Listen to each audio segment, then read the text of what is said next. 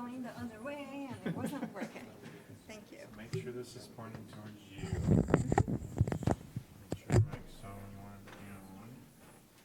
Hello, gentlemen. Hey, how are you? Good, thanks.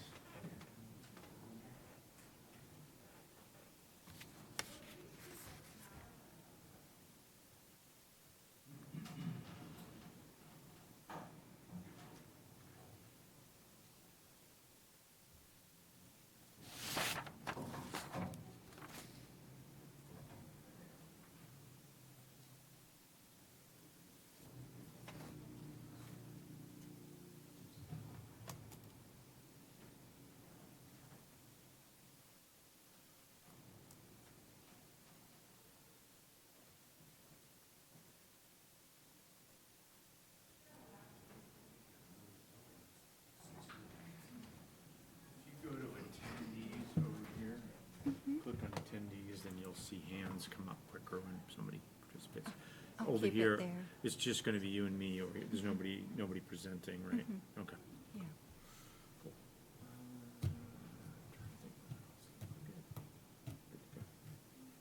So you have everybody tonight, you think? We should have everybody tonight, but Okay. it just looks like it's not 6 o'clock, so they're not. Yep, they're not here yet. Yep. All right, I'll come in and check with you before we start recording. Thank you. It's so you guys can see the screen.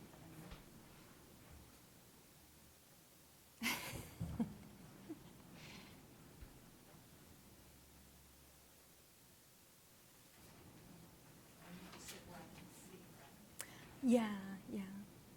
So if I put my chair right up there in front of the screen, you think? No, I don't think they will at all. You're welcome to move your chairs around. No, I'm fine. Yeah.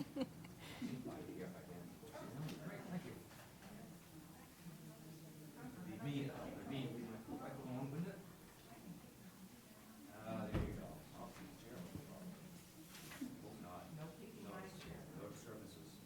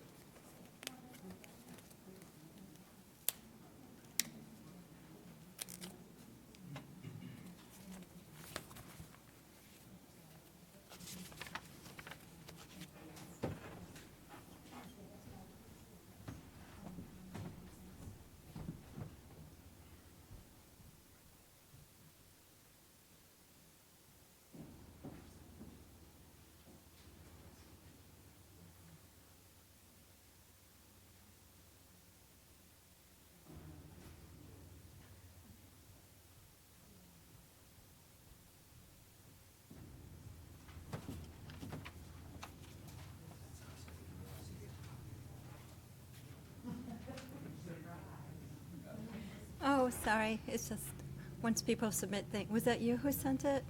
Are you? Okay. You make it.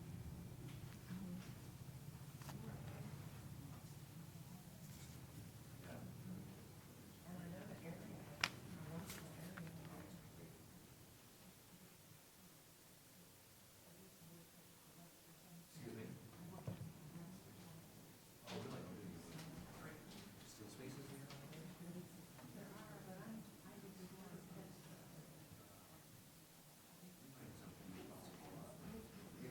Hi. Hello. Hello, everybody. I gotta fill my water off right now. Well, I actually have to start. Tom, it's 6 o'clock, so I'm just going to start it, and we don't need to start broadcasting until. Yep, that's fine. Recording in progress. Where is everyone? They should be coming. Last words? Yeah. Anna is not here today, but apart from her, I did not hear from anyone that they weren't going to be able to be. And Mitch is here, so there'll be 4 of you. Yeah. But we just have to wait until, So we're rolling on record. Just say into your mic that you're ready to go, and then I'll unmute Zoom. okay. Okay, thanks.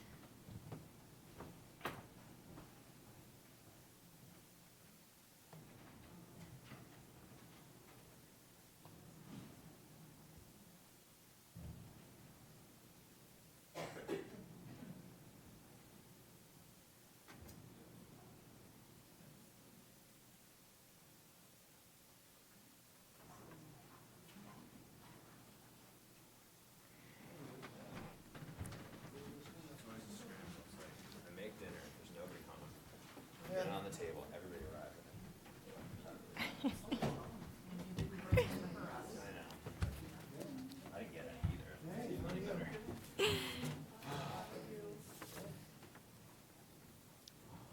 Well, if anyone needs a granola bar. Yes, yes, sorry, I don't think we'll have the time to read, but you're here so you can talk. Here's Sam, here's some.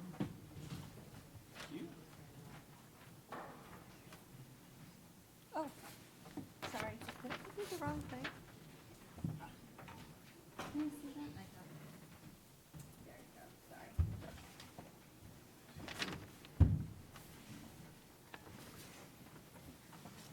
All right, Tom, I think maybe we should at least unmute ourselves so that folks who are online can listen.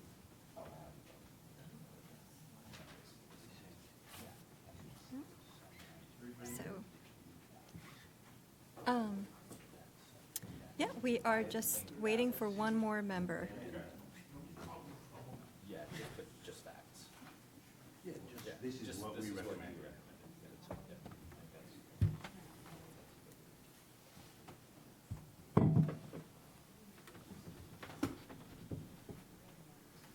It is 6:02. How are you? Nice to see you. 6:03. No, I was here at 6:01. Yeah, I was there. A little bit. You're right here, Willie. And that, I see full chair, Anna, not. Yes, Anna is not here. She let me know a few Yep. months ago. So. Oh, right. I do sort of remember that. All right, as a reminder to members of the board, please turn your mics on, as this is, as we always are, on the record. It is my pleasure to call to order a public workshop. It is the 2nd of August, Wednesday, a few minutes after 6 o'clock. We have several, I think it's fair to say, maybe even many people in the room joining us, which is great to see. That is, of course, the whole point tonight, is to try to take the opportunity to get some feedback from the public, hopefully educate some folks as we educate ourselves on the ins and outs of LD 2003, which is going to bring some changes to housing policy in our town and statewide. I think before we dive into the workshop, is it still okay to do a brief informational exchange? Just so we can update the board on stuff that's been going on in town? Caroline told me to not do informational exchange. Okay. when It's in the workshop. Okay, fair enough. All right, so in the absence of an informational exchange, there's lots of stuff going on in town, I will say that. So to all of you guys who are here, I'm sure part of the reason you're here is that you're aware of it. So that's fantastic. Lots of information will be exchanged at this meeting and at upcoming meetings and council meetings, and I urge you to be involved in as much of that as you possibly can be. So just a brief background on the LD 2003 implementation timeline. The law was signed in April of 2022, and the implementation deadline has since been pushed back from, I believe it was originally July 1st. Now it is January 1st, 2024. So basically, what is that, 4 or 5 months from now? So we have until then to update our zoning ordinances to be in compliance with state law.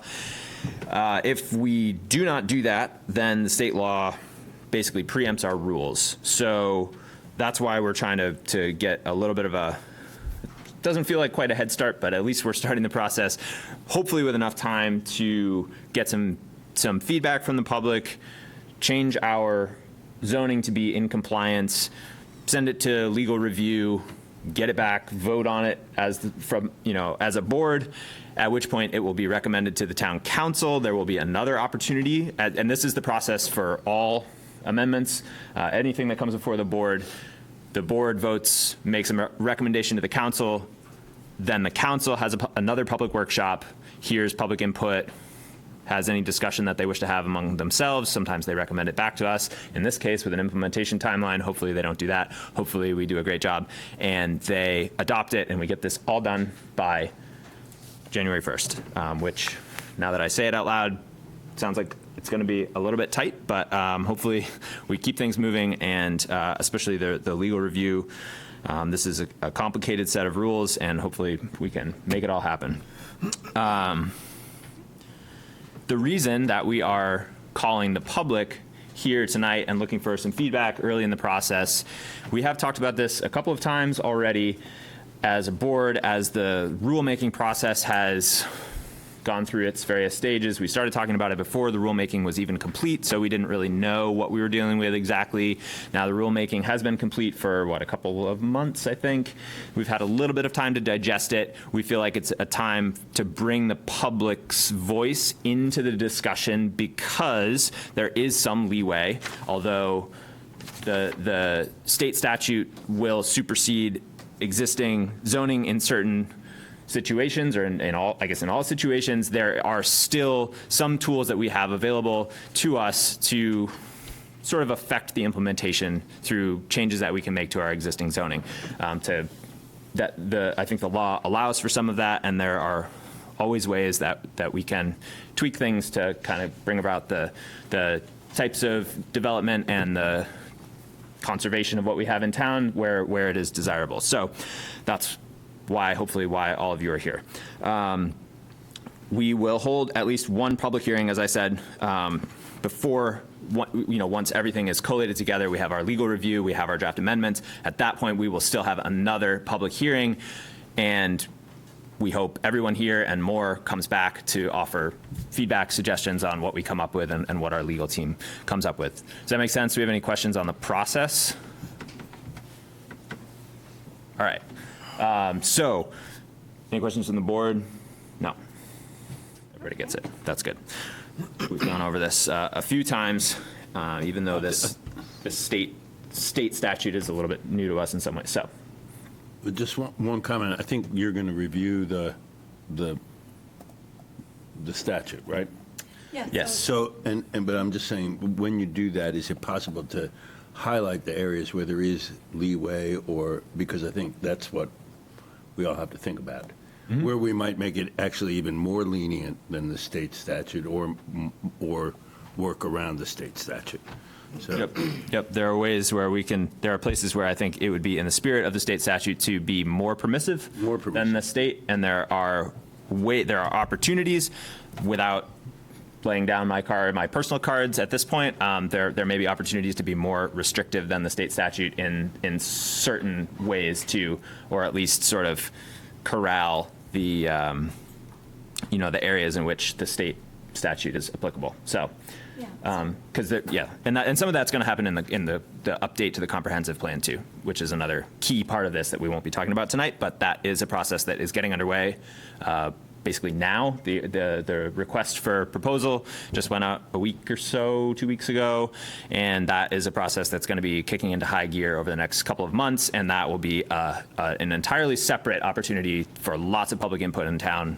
We're all very excited about it on the board, to the extent that we can be excited about things like that, and it's going to be, I think, great to update our comprehensive plan. Our current one is from 2011, and I think is not quite officially out of date, but will be very soon, so lots of good stuff. And with that, I will turn it over to Cecilia, who has a presentation tonight with some slides to walk us through LD 2003 and hopefully educate all of us on its particulars.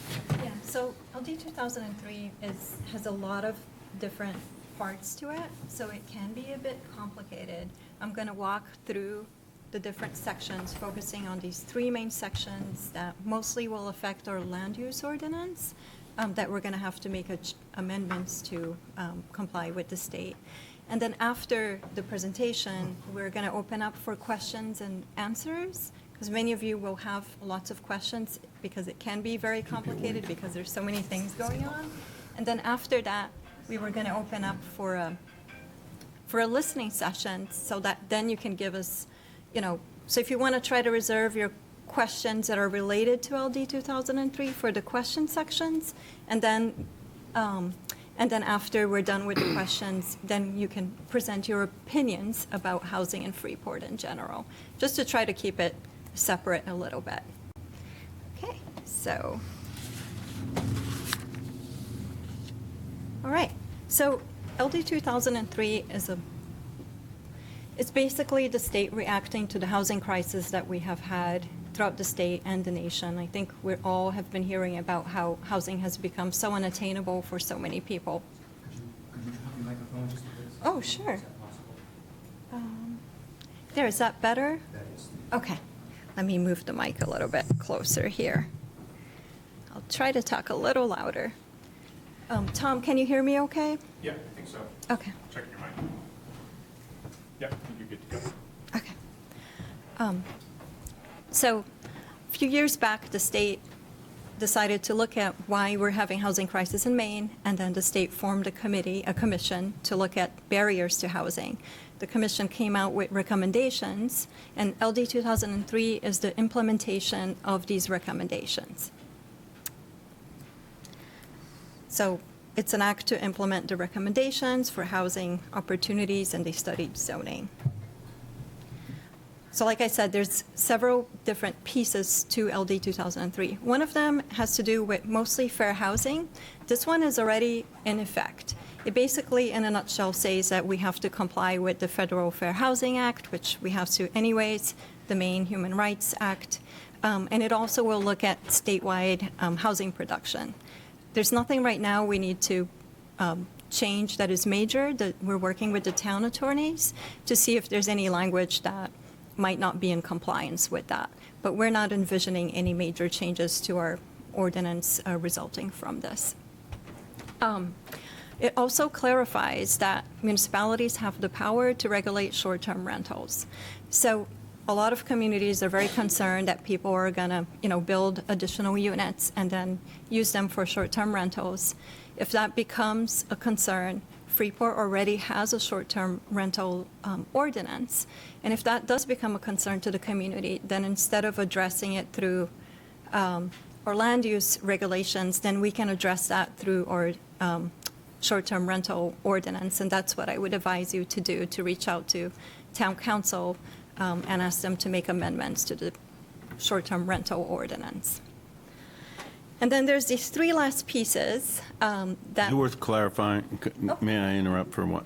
It's probably worth clarifying for the public that there is no limit right now in that ordinance on the number of short-term rentals in Freeport. What is, right? 300? Because I thought it was 300. just registering. No, we limited it to 300. Okay. So there is a limit. I'm going to We're just, nowhere near that. it's just because Joyce Vayu of Island View Lane in Freeport does not have a microphone. I'm going to clarify for the record that she said that that the current town ordinance limits 300 short-term rentals. I don't know it well enough. I know that To know that that's a to know that fact. that's a fact, but that is what that's what Joyce said, and I have no reason whatsoever to I doubt do her. know that the ordinance requires registration, Yep. and I thought And there's the a- idea was that then that would allow us to monitor it and see if it became a problem. I concur that there's a limit. They'll Yeah. only issue so many registrations. I didn't, I don't think they've hit the limit yet, so Nowhere.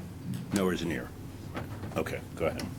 Yep, and so I'm going to focus mostly on these three last elements that if you can all see on the screen. One of it is the affordable housing density bonus, the extra dwelling units allowance, and accessory dwelling units allowance, which the planning board has already discussed in previous meetings for a little bit, but we're going to cover all three of those different pieces.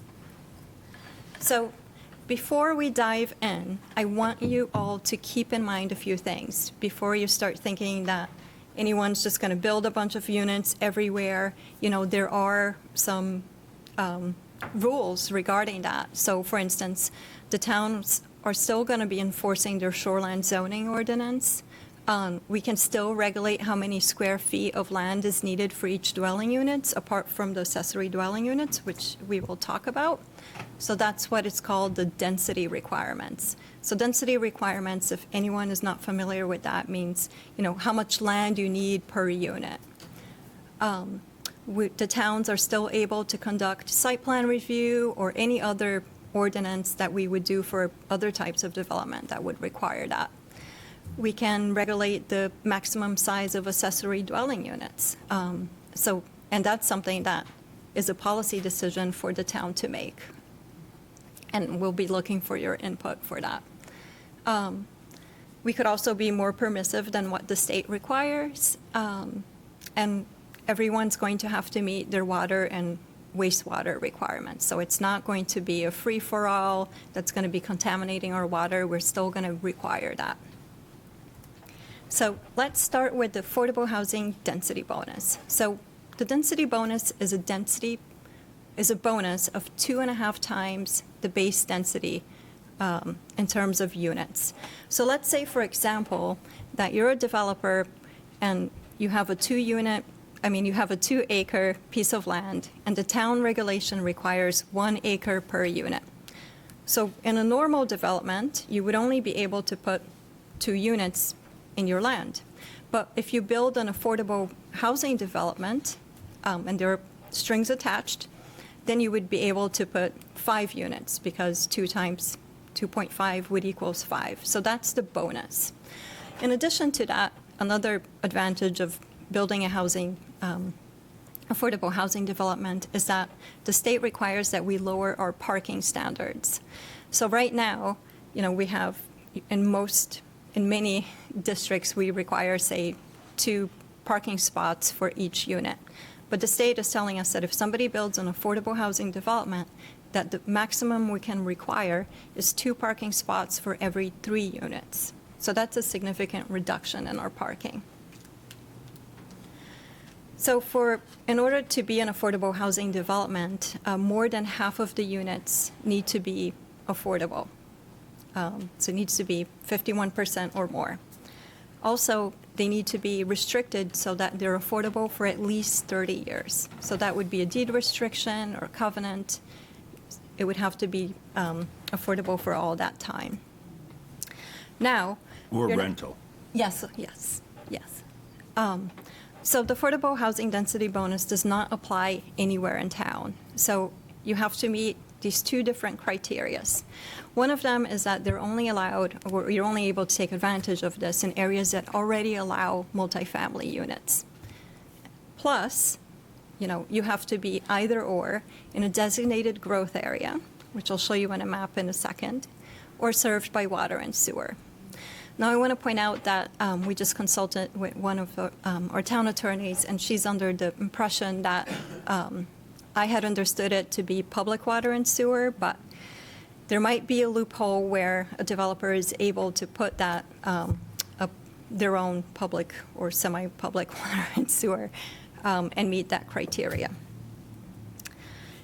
Here are the districts in town that allow multifamily development.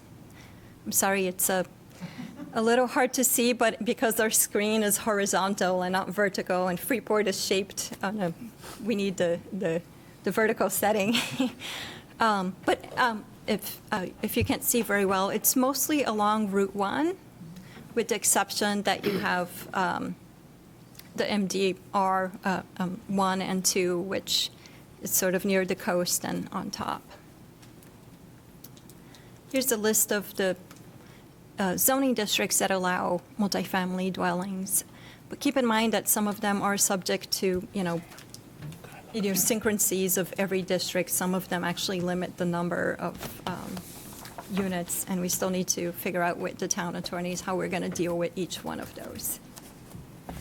Here is a map of our growth areas.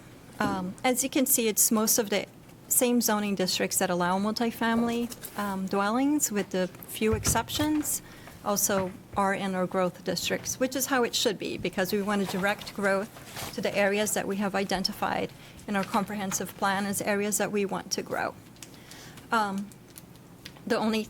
So as we talked, Sam mentioned before that we're going to be working on our comprehensive plan. So the growth district is not static. Every time we update our comprehensive plan, we might identify, that this location shouldn't be a growth area and this one should. So it can change as we work on our comprehensive plan, which districts are part of that growth area. So what is affordability? So an affordable housing unit usually means that a household can afford to pay for the rent or the mortgage payments without spending more than 30% of their income on those housing expenses.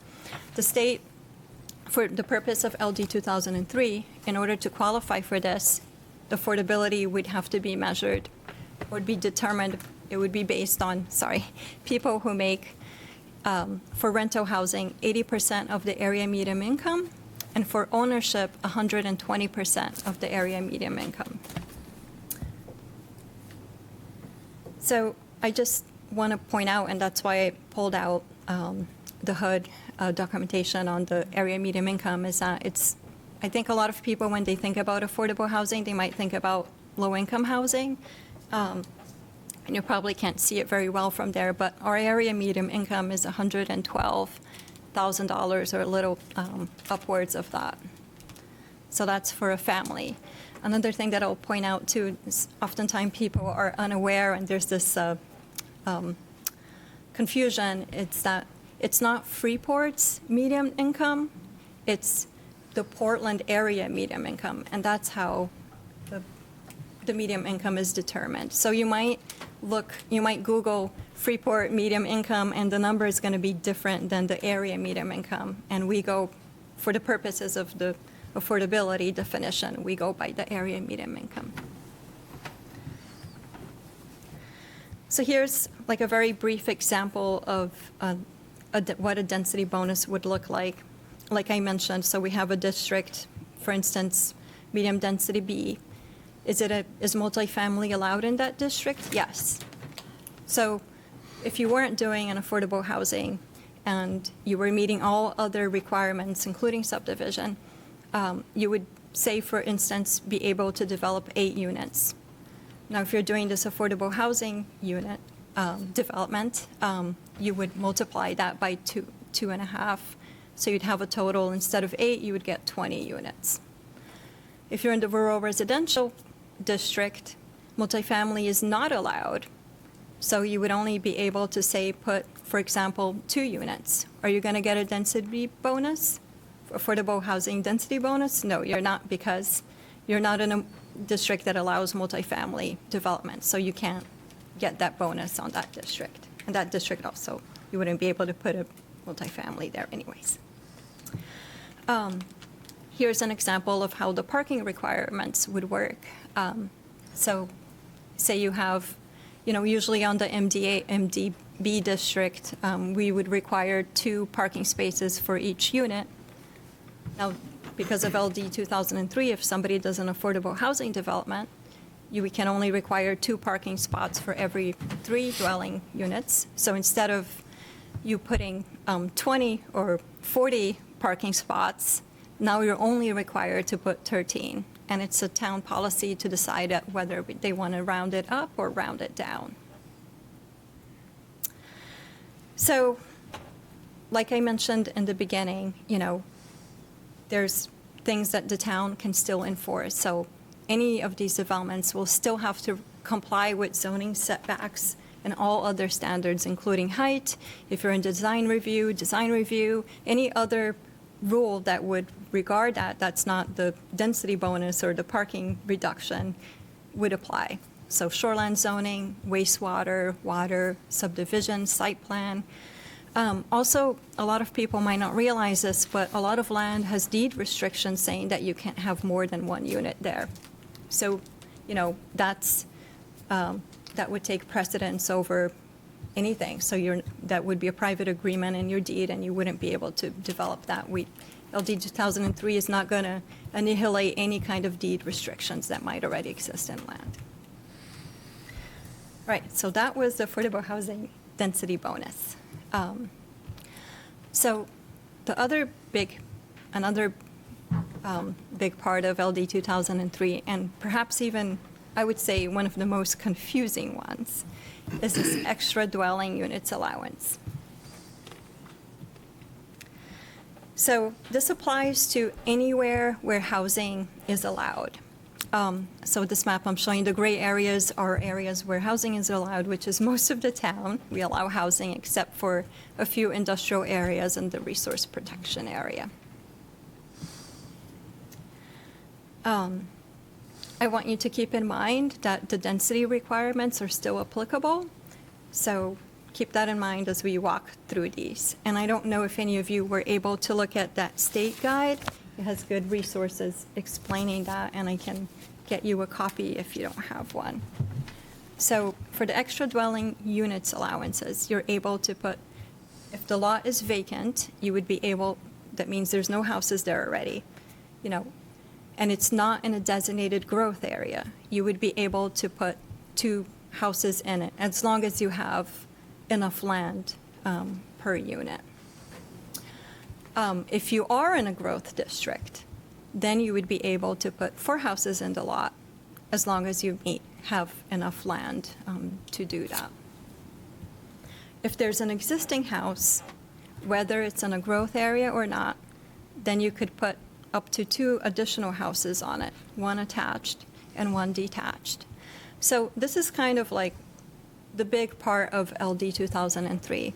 Maine is perhaps one of the first states in the country that has decided that single-family zoning only, is hurting our ability to meet people's housing needs.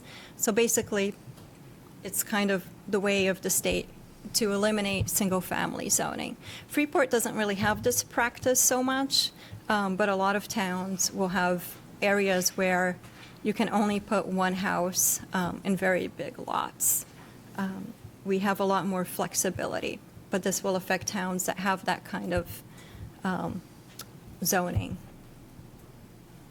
So here's again a map of the growth areas, where for vacant lots that can meet all the other, zoning requirements, they would be able to put 4 homes. Of course, once you hit that 4 homes, you trigger subdivision, and therefore you would have to meet the subdivision requirements. It's not much different, in terms of effect, because if you need 5 acres to put 2 houses, you're going to still need 5 acres to put 2 houses there.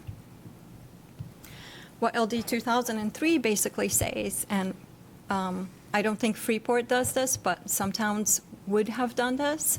It would say some towns had a requirement where you need 1 acre for 1 single-family house, but you need 3 if you want to do 2, right? So it's not 1 for 1.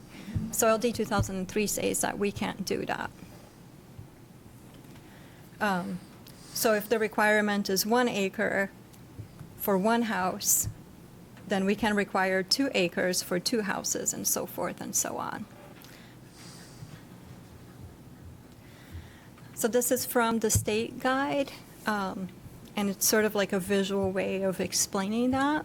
And it does a better job than my images. So here it shows example, we have an empty lot, you're not in the growth district, you can put, or you are in the growth district, you can put 2 dwellings. Sorry, if you're not in the growth district, you can put 2 dwellings. If you are in the growth districts, you can put, you can make 3 or 4. And this is for when you have an existing home in any district. You could put 1 attached and 1 detached. So again, like with affordable housing density bonus, right? You would still have to comply with zoning setbacks, height, all these other standards. You still have to comply with shoreline zoning, the water and wastewater, subdivision, site plan review, covenants and deed restrictions. So before you go home and see how many houses you can put on your lot, my first recommendation is to check your deed first, and then move on from that. Because most people, or a lot of people, will be in subdivisions, and it will be more complicated. All right, sorry for moving so quickly or too slowly. The last item that we'll talk about is the accessory dwelling units allowance. So Freeport was a little ahead of our time because we already allow accessory dwellings, but throughout the state, a lot of towns don't. So we don't have too much that we had to change to comply with LD 2003 in our ordinance, but I'll walk you through what the state requires. So the state says that everywhere where housing is permitted and one single-family house exists, you can add an accessory dwelling units. The state does not require us to allow this if there's already 2 homes, right? But it's an optional. Now, unlike the additional dwelling requirement, where you need to have all that land to accommodate your extra homes, the accessory dwelling units allowance does not require that. But Freeport already didn't require that anyways. And the state then says also that the accessory dwelling unit, it can be attached, it can be detached, or it can be within. Another perk of the accessory dwelling coming from the state is that the state says that we cannot require any additional parking for these types of units. And the setbacks can't be greater than for a single-family home. And if this would be optional, if you want to have the same setbacks for the accessory structures, that can also be implemented. The state does have a minimum size that they required, which is only 190 square feet. And the state gives the municipalities the power to decide how big they can be. So we can impose a maximum size if we want to. Right now, we do have a maximum size. And also, the state says that accessory dwelling units cannot be counted towards the rate of growth ordinance. So a lot of towns might have like a growth ordinance saying that, you know, we're not going to give out more than 100 housing permits per year or something like that. So accessory dwellings would not count towards those. So like I said, it's allowed anywhere where housing is allowed, which is most of the town, except for those yellow areas, which are industrial and resource protection. This is what I already mentioned, that we can impose a maximum size. You have to comply with shoreline zoning. That's a big one. You have to comply with wastewater and water, and that will make it difficult for a lot of people to develop on these because you might have to make a bigger, you know, your septic capacity has to be able to handle them. It's possible that subdivision standards are still valid. We're still trying to figure out with the definitions if that was be counted towards a unit. And again, check your deed to make sure that you're able to put an extra dwelling in your land because there are sometimes deed restrictions.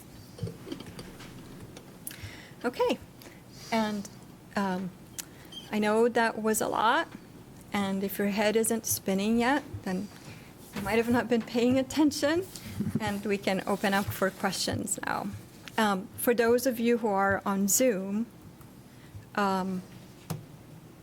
if you want to wait to raise your hand after the people who are here, we'll open up for the Zoom, folks on Zoom, and I'll pay attention to your raised hands. But if anyone has a question, if you could please step to the podium, I can take your questions now.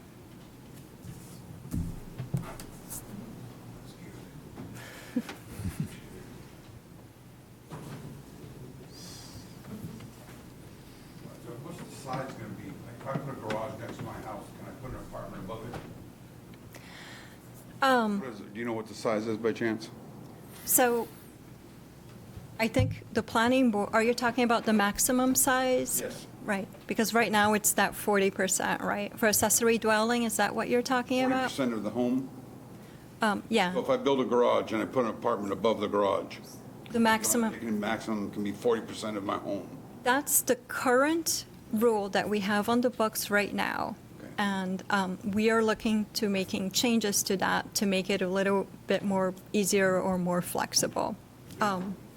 So I think the planning board is looking for feedback on what the maximum size should be. Yeah, that's definitely something that we've talked about in the last couple of meetings, is tweaks that we can make to the existing ADU language that's in the ordinances now. There are a couple of provisions that are more restrictive than we might like to see, or at least this board might like to see. We've talked about increasing the maximum size we've come up with a couple of different options. I don't remember. One of them was like what was it, 800 or 1,000 square feet, or 40% of the home, whichever one's bigger, I think. 50%, I thought it was 50 because of lower level, upper level.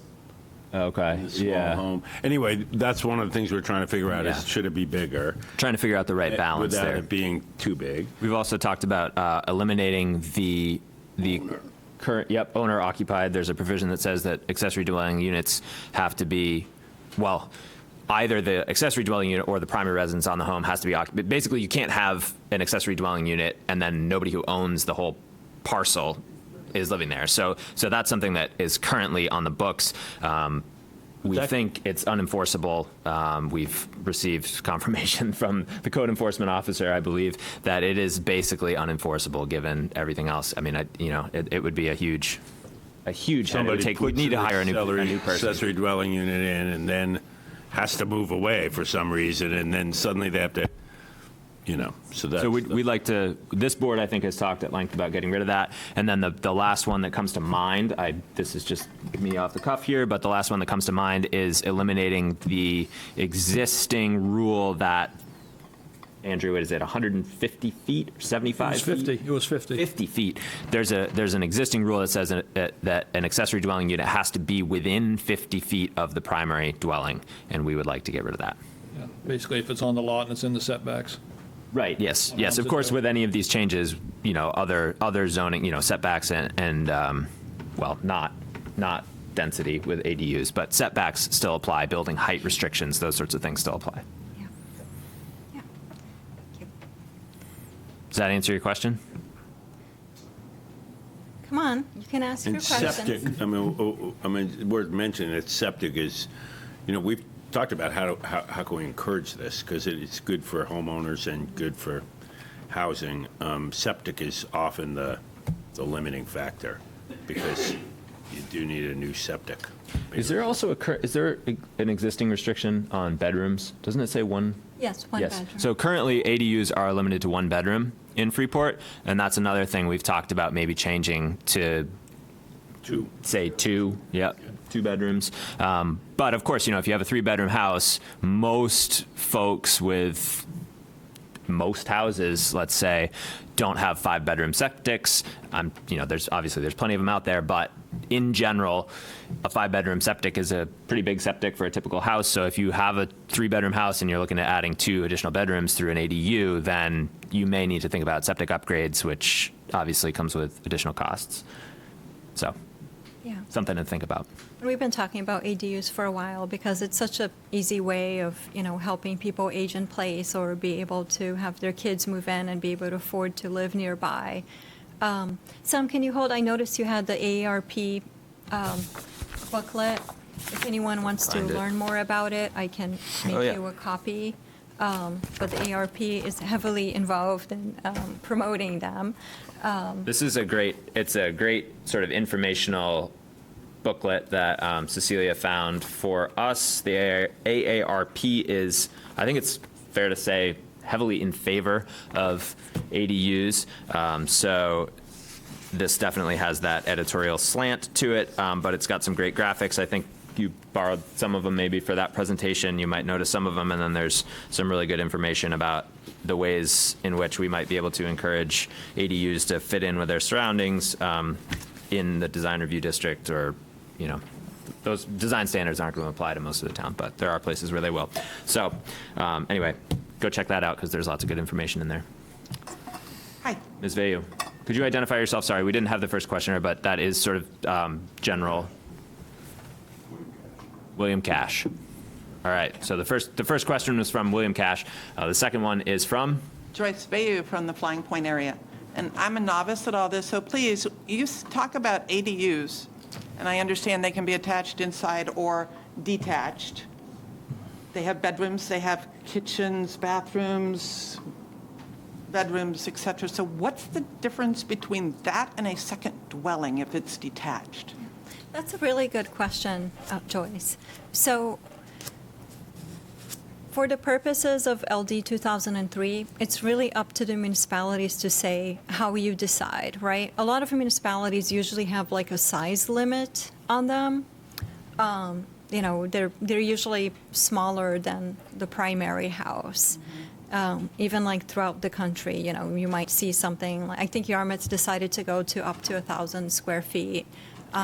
We have They're like tiny houses. Not necessarily. I mean, I live in an 800 square feet house, and I don't consider my house a tiny house, but I guess some people would. Yeah. But, you know, it meets the needs of my small family. So it's really, it's a really good question. What's the difference between putting another dwelling and assigning it as another dwelling? It's really up to the town to decide how we're going to address So that. I think, yeah, one way to think about it is the town limits the size and the number of bedrooms, or at least this is how it is currently, right? Is we limit the size and the number of bedrooms, and in exchange, you can add an accessory dwelling unit without doing a lot coverage calculation, a density calculation. A density calculation. Yeah, sorry, not lot coverage, density calculation. Lot coverage still applies.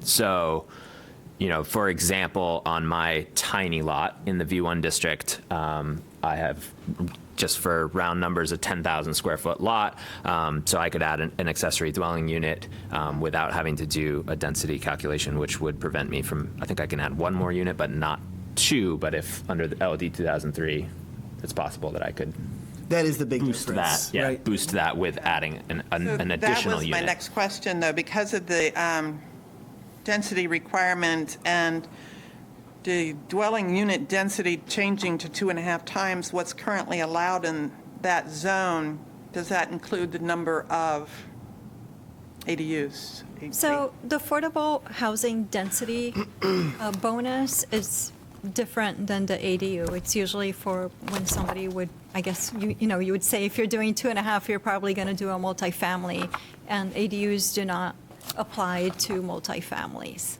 Okay. And then all the information about the medium income, 80%, 30% for rentals, et cetera. Is there anything that will say that that has to be monitored by a staff member to make sure? Will that information have to be updated annually?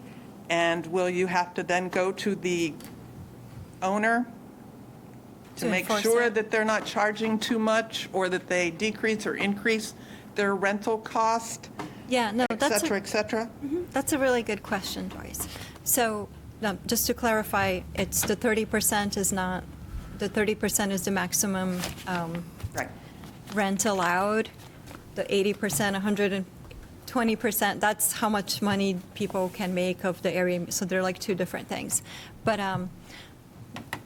my understanding is that when somebody develops an affordable housing unit, say you're renting it, right? The person who is renting it needs to make no more than 80% of that area median income. They're going to pay 30% of their income, no more than 30% of their income on rent. If they say get a job that pays them a lot more next year, right? They shouldn't have to be kicked out. Yeah. Right. Yeah, so I they would be, agree. yeah, but if that rental unit becomes vacant, say they move out and buy their house somewhere, you know, then that next tenant would. So we're not going to have to track every year to make sure that these people are doing what the law requires. So It's only a test at the moment of rental? I Yeah. think usually, yes. So it's when a unit turns over or ownership changes is our understanding, it sounds like, that test would have to be met. And after that, if somebody, I don't know, hits the lottery or something, then they can. This said it was at the time of entry into the house. Yeah. But it doesn't get monitored over year after year. So we have a clarification from somebody in the audience, just again for the record, what we just said appears to be correct based on the Maine Department of Economic and Community Development pamphlet on this. So, Joyce, another thing too is that it is unclear for Freeport who is going to be monitoring, these places. So it's possible that, we might reach out to, say, Freeport Housing Trust and see if they're interested, or that is to be determined. Yeah. Who is going to be, monitoring and enforcing that affordability. But they do have to put, like, on their deed, a restriction on it. The very first part of it, of 4364, talks about municipal planning assistance grants and incentive programs for hiring municipal employees to oversee and assist in the development and implementation.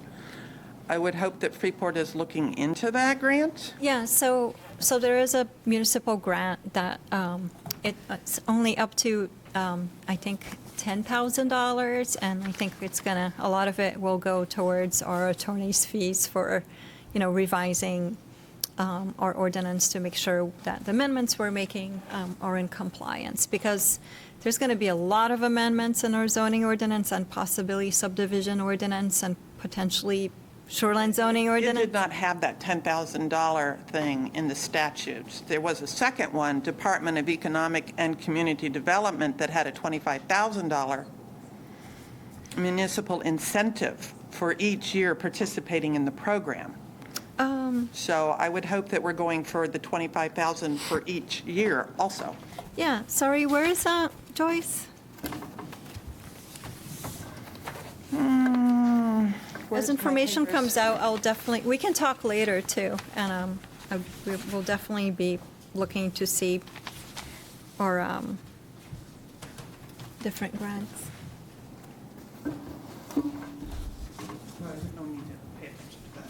Okay. That's a great thing to flag. Yeah, and I will say, speaking. Oh, so the state also has, it's a different type of grant, and it's one for like a service provider to, help towns with, that's I don't see anything about 25,000. There's two separate ones. Well, needless to say, we will be procuring any kind of grant money we can get.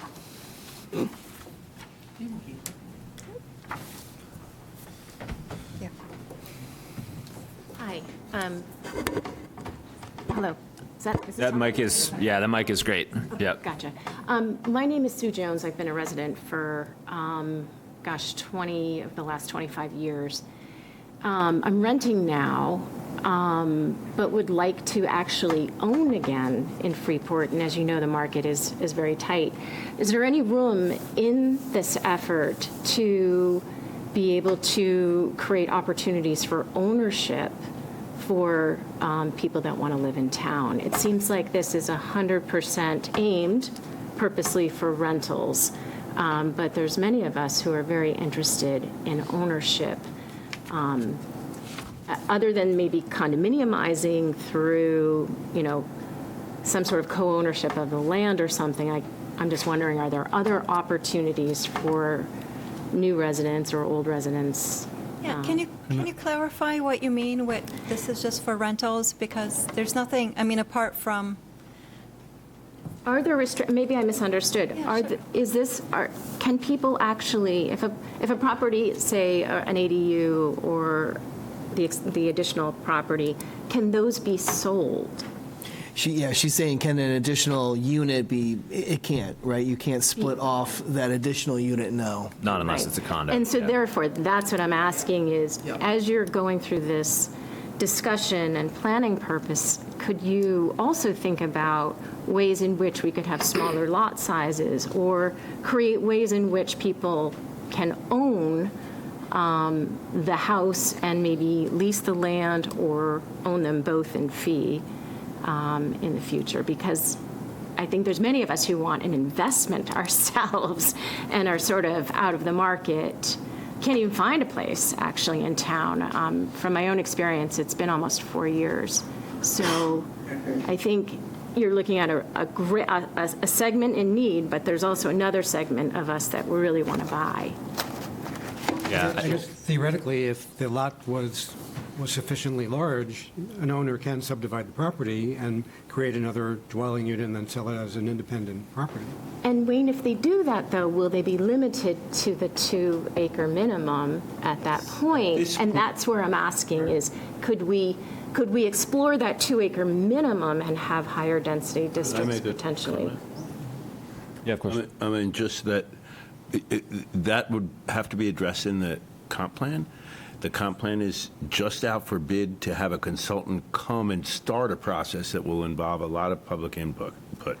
I am certainly of the opinion that we need to enable more smaller properties to be constructed Yeah, I think, in the right place, you know? Right. right. So both of those comments are spot on. I think a couple other notes that I would make, over the last several years, the board has made some changes to zoning in a couple of districts in town to try to lower the barriers to housing construction that might be agnostic on whether that construction would be built for ownership or built for renters. And I think hopefully some of the provisions under LD 2003 are also agnostic, and that sort of increasing, I think, so the theory goes, increasing the supply of housing will have a market, exert a market force on the price of not just the housing that's new, but all housing, and hopefully bring some, more affordable units online, even if they're existing units that are now available at more reasonable prices. Of course, that's all theoretical and maybe years away, or maybe, yeah. So I'm sure that's not much comfort now. But definitely as part of, like Mitch said, as part of the comprehensive plan, I think the key to that is going to be looking at growth areas in town. I think, speaking for myself here, I think, and maybe for the board and maybe from my sense of public opinion, it's probably not going to happen that we lower, minimum lot sizes or sort of really lower density bonuses throughout the whole town. I know we treasure our residential, our rural areas in town.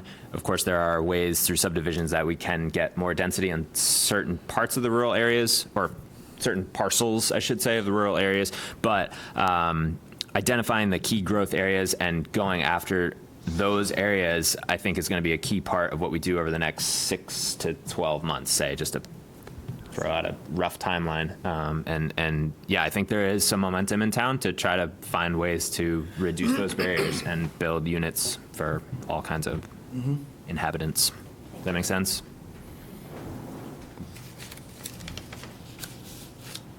Please participate in the comp plan process. Yeah.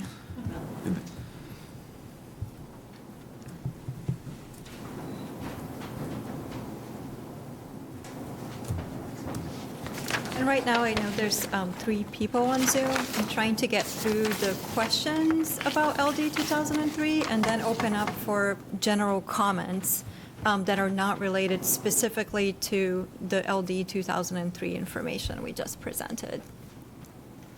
Good evening. My name is Gary Laughlin, and I live at 75 Eagles Nest Road, which is off of the Webster Road in that part of town. And I have submitted some information to the board just late this afternoon, and of course they have not had an opportunity to review that and, consider my request to look at that.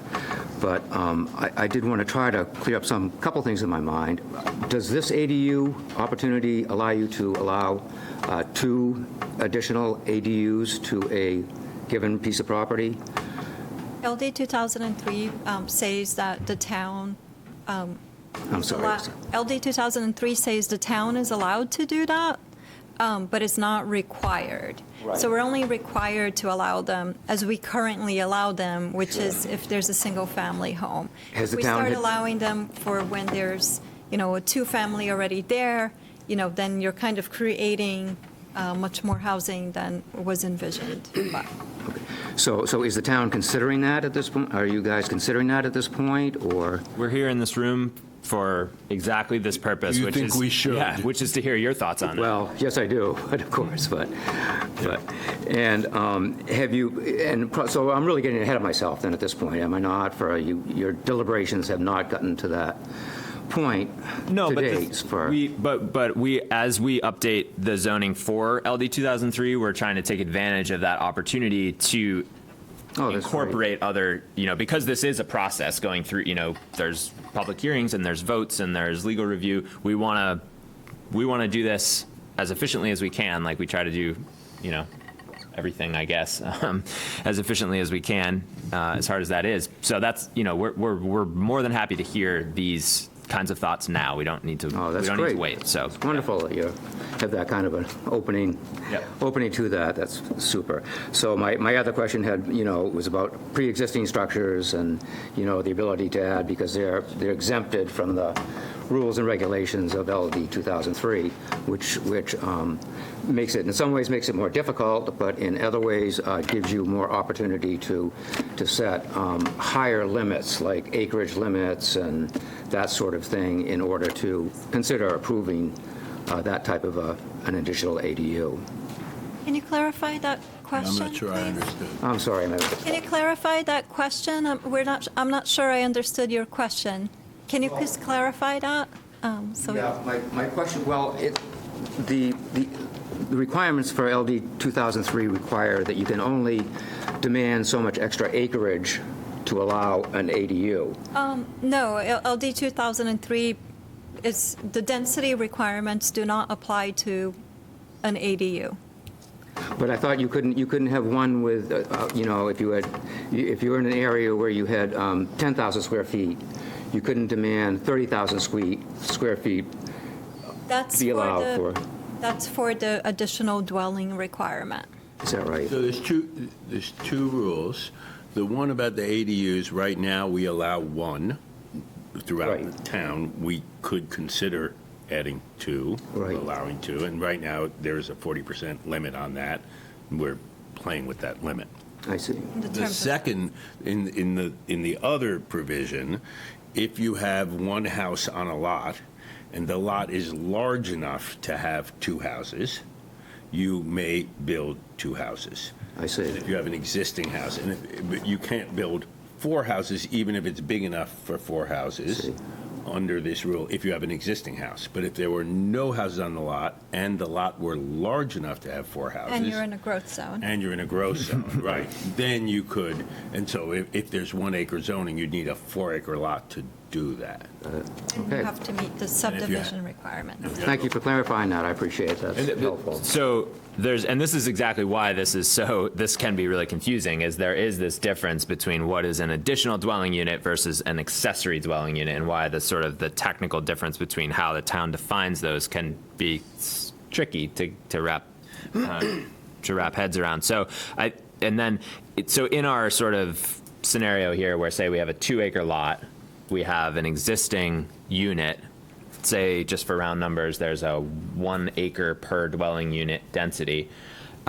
You could build a second dwelling unit on that lot. You could also then build an accessory dwelling unit on that lot. Correct. Is that correct?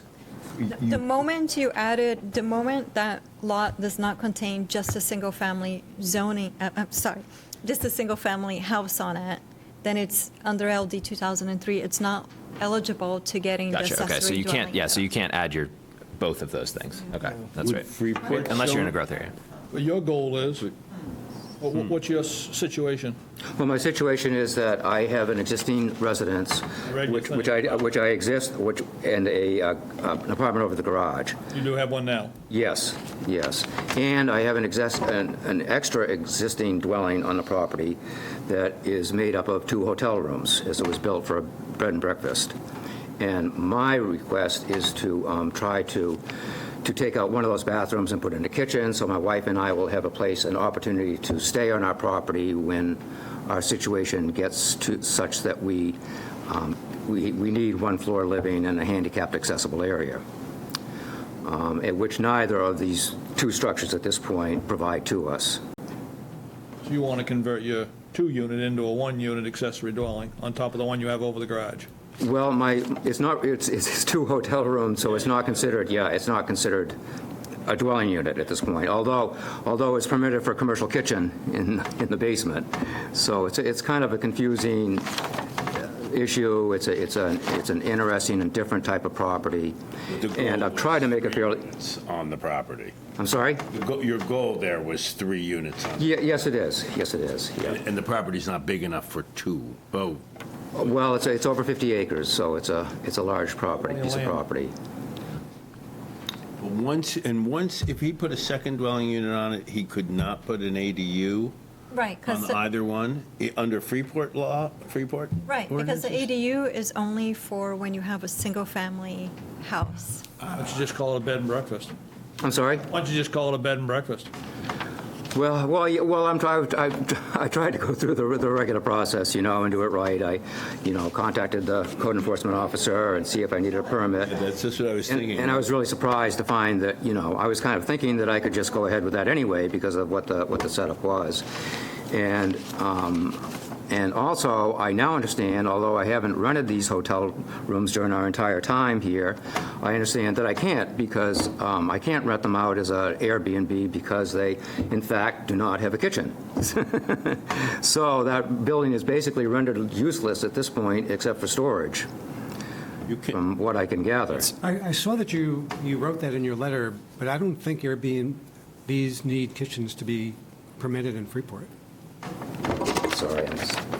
I don't think Freeport requires kitchens to regulate an Airbnb, to have a registered Airbnb in Freeport. They don't require kitchens. Well, that's what I was told by... That's wrong. Require a bathroom. I don't think that's correct. No kitchen required for Airbnb. Right.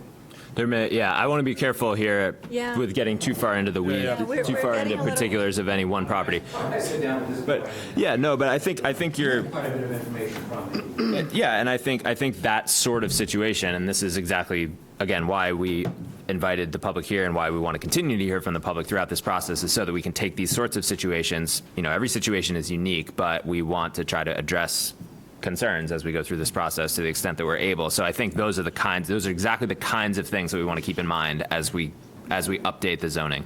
And I'm sure. I would suggest you call Nick Adams, the code enforcement. I would suggest you call the code enforcement officer, Nick Adams. Oh, I have. That's why I'm here today. Okay, but ask him- Particular situation. Well, if we could move on, there's a lot of people in this room, so if we could get to the So, yeah, questions, just stay there'll up be with this. other opportunities to, but we just can't get into particular, everyone's going to have like their own property issues, and we're not going to be able to revise those in these meetings. Yeah, but it's But good you to know. I should mean, reach out to the I for one code I did not know that it is an option for the board to add the ability to add a second ADU. So that's good to know that Yeah, I think we should. there's a lever that we could pull if we so choose, and obviously with public buy-in. So I learned something for sure. Hi, can I just, I'm from South Freeport, and I just wanted to ask a question. Please, sorry to interrupt. Can you So say there's your name? In one of the state... Name, Peter, your name. Oh, thank you. I'm Peter Enzwini, South Freeport. So it says, in general, under the law, local government may not enact local ordinances to allow housing, but limit 1 unit per lot, prohibit 1 accessory dwelling per lot, count on these units towards a rate of growth, or limit an affordable housing density bonus allowed by L 2003. Can somebody explain those things to me? Sure. So the first one, you're saying that the government cannot limit 1 house per lot. Is that correct? Is that what you just mentioned? The ordinance that allows housing but limited to 1 unit per lot. Yeah, so basically that's what I meant with like the state is basically saying that we can't have single-family zoning ordinance. So if you have like a 100-acre parcel, right, but the town only requires 5 acres per unit, that the town can't say that you can only have 1 unit there. If you have enough land to fit another house, that's what it means with But you can be. if we have 1 acre zoning and you have a 1 acre lot and you have a house, you can't add a second house. If you have 2 acres, though, you can. But everybody's allowed an ADU, Of But course, everybody's still allowed the ADU. yeah. That's right. no And of matter what course- size, as long as you can meet sewer and water, or sewer, And really. subdivision and all sorts of other things. So it gets a little tricky, so it might be a little, like, Well, you might ADU is imagine a just bunch sewer of and water. houses. basic thought about it, Yes, right? absolutely. What was your, Prohibition. One accessory dwelling per unit, and I think that was the conversation about the ADU. yeah, so just repeating it on the record, because if you're not at the podium, people on Zoom might not be able to hear you. So the second one you're saying is that we cannot So, prohibit. an right, so the accessory second dwelling. question was the accessory dwelling per unit lot count towards the rate of growth. Right. Rate of growth ordinance, whatever that ordinance Yeah, is. so some towns have a rate of growth ordinance. I've only worked in Freeport for 3 years. I've never seen one of those here, and I'm not aware of any rate of growth ordinances, but some towns have them, and they'll basically say that, we have too much housing, we don't know how to deal with it, everything is overcrowded, so we're going to cap the number of housing permits we give because of these reasons to like 100 a year or 50 a year. Right? So the state is saying that you cannot count an accessory dwelling unit towards the rate of growth ordinance. So for towns that do have a rate of growth ordinance and they cap the number of permits they will allow for new housing in the town, they can't count those ADUs towards that number. So if the town says nobody can build more than 100 houses this year, and somebody builds an ADU, that ADU will not make it go down to 99, the amount of permits they're going to give for a single family. So it's the number of count that you're actually trying to keep track of what gets included and what doesn't get included. What some towns are trying to keep track of. But we don't have not that. We don't us. have that. Yeah. We don't Okay. have that, yeah. At least right now. And Okay, right now. I'm not aware of this board has not ever talked about a rate of growth ordinance, and maybe the town council has, but I am not aware of it. I'm not aware of it either, but. And the third one was to limit the affordable housing density bonuses allowed under 2003. So that was the 2.5 Yes. conversation you So if had. somebody's doing that affordable housing development, and of course, in order to qualify, you have to be in a zoning district that already allows multifamily, and then you have to be in a zoning district that qualifies either as the growth area or is served by water and sewer. Like I said, so they can't go everywhere. But the town can't say, if you meet that criteria of the place you're putting your affordable housing, and you require 1 acre per unit, the town can't say that you're not going to get the 2.5 bonus and be able to build 2.5, and we can probably round up or round down. Does that make sense? I know it's really confusing, and there's like too I many. mean, I think you showed a lot of data at the beginning of this, and what would be helpful, at least for me, Yeah. is to really put it in a context, right? And, okay, we have a house, here's what we're talking about. That would be very helpful, because looking at all that data, I was trying to process it, and Oh, I know. not working up here. Yes, I know. It's If it makes you feel better, the board has talked about this several times, and it's still hard for me to wrap my head around it too. As you see, I made a mistake thinking through ADUs and how how those Peter- would be added. So it is very confusing. Basically, if somebody is in in a growth area and allows multifamily, and then comes with a proposal to build an affordable housing project with 51% qualified, we must permit them to have that 2.5 time density bonus. And if we had 1 acre zoning, they could suddenly have 2.5 dwelling units per acre in that place, as long as it was in those confined zones and they met those covenants. We can't say no. Oh, yeah, and they still, right, it has to meet zoning. If Setbacks if it's in the design ordinance district, it has to meet that and all of that.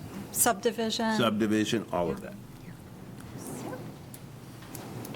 Please state your name and. Absolutely. Stephen Drapo.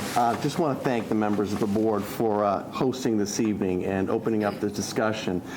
Also want to thank the members of the board and Ms. Smith for your future work on this. I think we can all appreciate that there's a lot of moving parts here, so thank you in advance for all your hard work that's yet to come.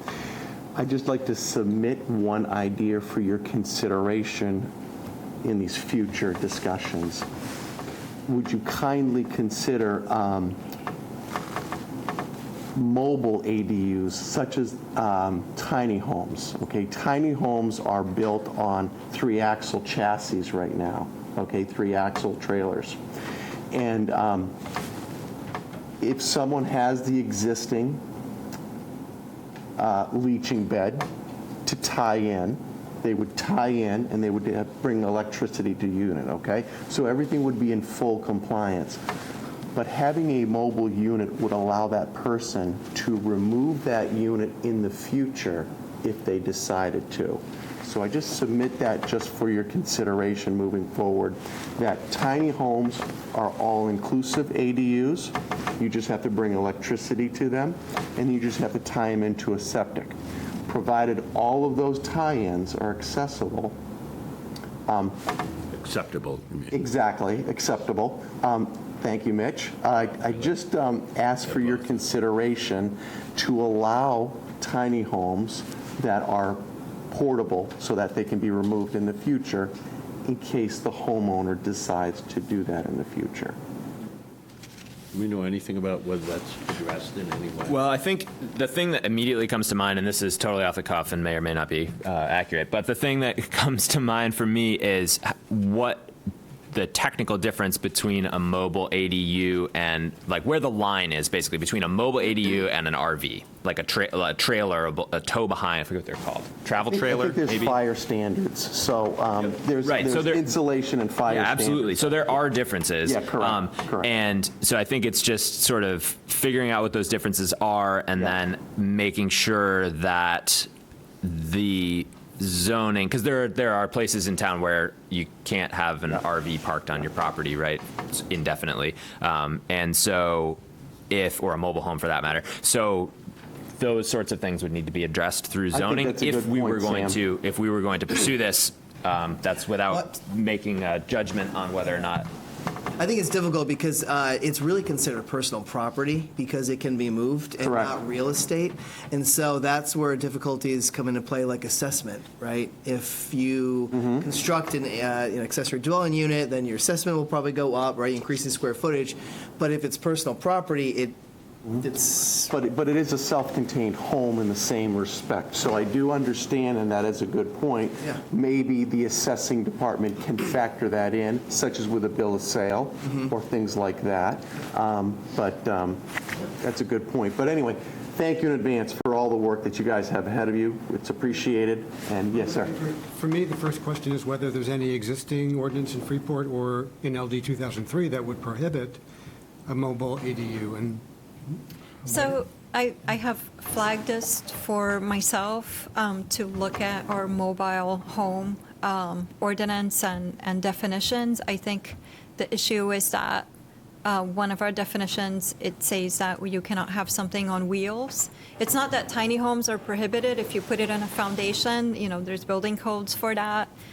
It's more about that wheel part that I think the code officer interprets, our definition says you can't have a residence on wheels, basically, that qualifies as like a main RV.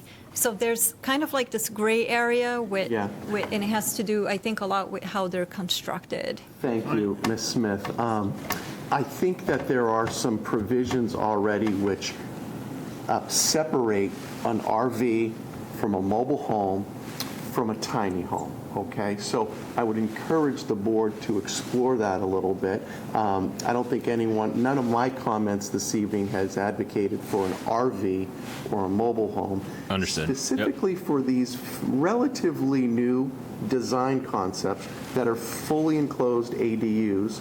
They just happen to be movable in the future. And they all tie into electric and septic. So thank you for any consideration, and thank you for your comments. Thrilled for the ideas, absolutely. Yeah, and if you want to send, shoot me an email with more information, I can run that by the code officer, because I have a hard time understanding how those are getting regulated as Be well. happy to. Thank you very much. Tiny home bill lately. I don't know. Some legislation on them.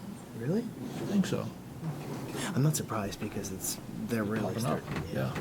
Hi, my name is Janice Flynn. I just had a couple of questions about things that came up in the room. One was that, Ms. Smith, you said that we're included in the area for Portland. Yeah, so it's kind of really, it's something that a lot of people don't really think about because it's not very intuitive. Right. But you're talking about the area medium income. It's almost like my pet peeve in a way. Yeah. So, in a way, it's kind of like the census designates areas in so many ways. And one of the ways they designate this metropolitan area, which includes Portland, is the way that HUD uses to calculate our area medium income. So, because we are surrounded by some pretty wealthier communities with higher earners than, say, us here or Right. Portland even. Yeah. It kind of skews the medium income a little higher than what it is for us here in Freeport or for Portland, the city of, or even Cumberland County. Right. So because of some other towns with more high-income earners. And that's my point. I think that does a disservice to this area because most people don't fall into that median income. Yeah, I absolutely. That need housing and can't afford to pay for housing. So That's I don't know if there's any way to get around that, or I don't know if there are extra benefits that come to the town for being included. It seems to me that Makes it more lenient? Well, it is kind of my pet peeve with Maine and some other states, they actually go, no, like affordable housing is up to 80% of the area medium income because we recognize that the income can be high for some and low for others. Correct. And it's, there is a potential drawback that the affordable housing density bonus, if you have people coming in to make developments targeted at that 80% or Right. that 120%, that it is going to create affordable housing in the sense of, like, say, a fireman married to another fireman, would be able to afford. Yep. But a lot of people are going to fall through the cracks in terms of of. course they are. Yeah. But that is a ceiling. It's Yeah. not a bottom. So if they want to make it, Yeah. affordable for people on the lower end, they can. But it does make it difficult. Okay. Another framing of that might be, and that this may or may not be of comfort to your particular concern, but another framing might go that in Freeport, the income is skewed a little bit higher than what our median income might be in Freeport, but by that allows more projects effectively to qualify for this affordable housing bonus than might Right. otherwise qualify. And so if we increase the housing supply along those lines, that really is the goal of this anyway. So Right. we Yeah. kind of get the goal. And it may not actually hurt us all that badly in this town. But your point is well taken. And then the growth areas was the next question I had. So who's determining what the growth areas are? And are there any, I know you said we don't have a growth rate in Freeport. Are there benefits to be had by the town by having more growth areas or fitting into some, metric where you're going to get more money? And how do you decide what the growth areas are? Yeah. So the growth area is determined by when we do the comprehensive plan, the community comes together and we kind of, as a community, decide, hey, you know what? It makes more sense to have most of the growth. This is where we want to see it be on these areas. All right. It never pans out to be that way, Right. but it's sort of like where we wish it would go. Okay. But the point is, it was set in 2011. Yeah. It was set. It was set in 20. 2011. Okay. And it's It will be getting updated. reset next year. Okay. Right, so that's a plug Okay. for Yeah, you you. can help determine where the growth, and Okay, any of great. you in this room and any of your friends and anyone who lives in Freeport and you want to bring into this process, we would absolutely love, and not just us here, because we're not the only ones who are doing this, but the town council will be involved, many committees will be involved, and we really want the public to be involved in this process. So each great. and every one of you can have an impact on determining where the next And growth just so you areas know, are. that comprehensive plan, the zoning ordinance is supposed to adhere to the themes of the comprehensive plan, Correct. right? And so that's the driver of. Right, any changes Right. that are made, Yeah. Which made. I won't comment on that because they shouldn't be telling us what to do in the first place. They should be encouraging and suggesting and guiding, but not putting the hammer down. Right. The other thing is parking.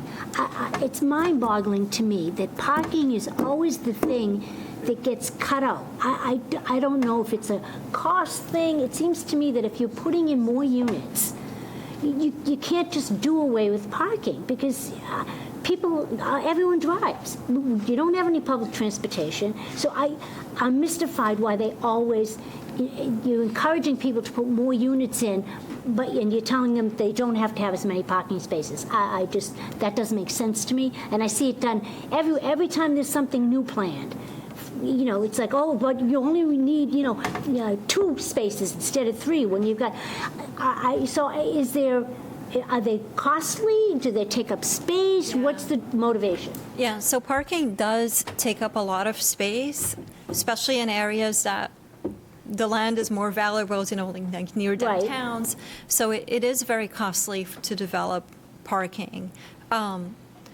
But people still, have a good where are they point. going to put the car? Are they going to be parking on the street? Are they going to be parking on the side of the road? I just don't think there's ever any thought to what it's going to actually look like in practice. You take away all these spaces because you don't want, people to be required to develop them or pay for them. But at the end result is that people are going to be looking to park somewhere, and where they're going to park. It's a little of a chicken and an egg thing. Right. And I think what you're talking about is something that a lot of communities have, I heard people express their concern about LD 2003. Yeah. But remember, LD 2003, the reduction in parking is only that reduction for the affordable housing developments, Correct. right? And also for the ADUs. One thing that I have heard when we were looking at parking, like maybe a little over a year ago, is that, a lot of developers, they're not going to build a unit that they think people are going to struggle to find parking if they think people will be looking for that. And he thought that the market will demand it, and so that you don't really have to impose it as a requirement. You can think about it also in general planning theory, right?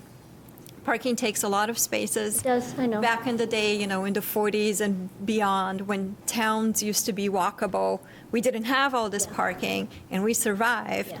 And it becomes that chicken and the egg issue where, like, when you require parking, then everything gets really far away, and then we can't utilize our public transportation, and then you don't have the walkability. So it's a way of trying to fine-tune that, but Well, walkability is,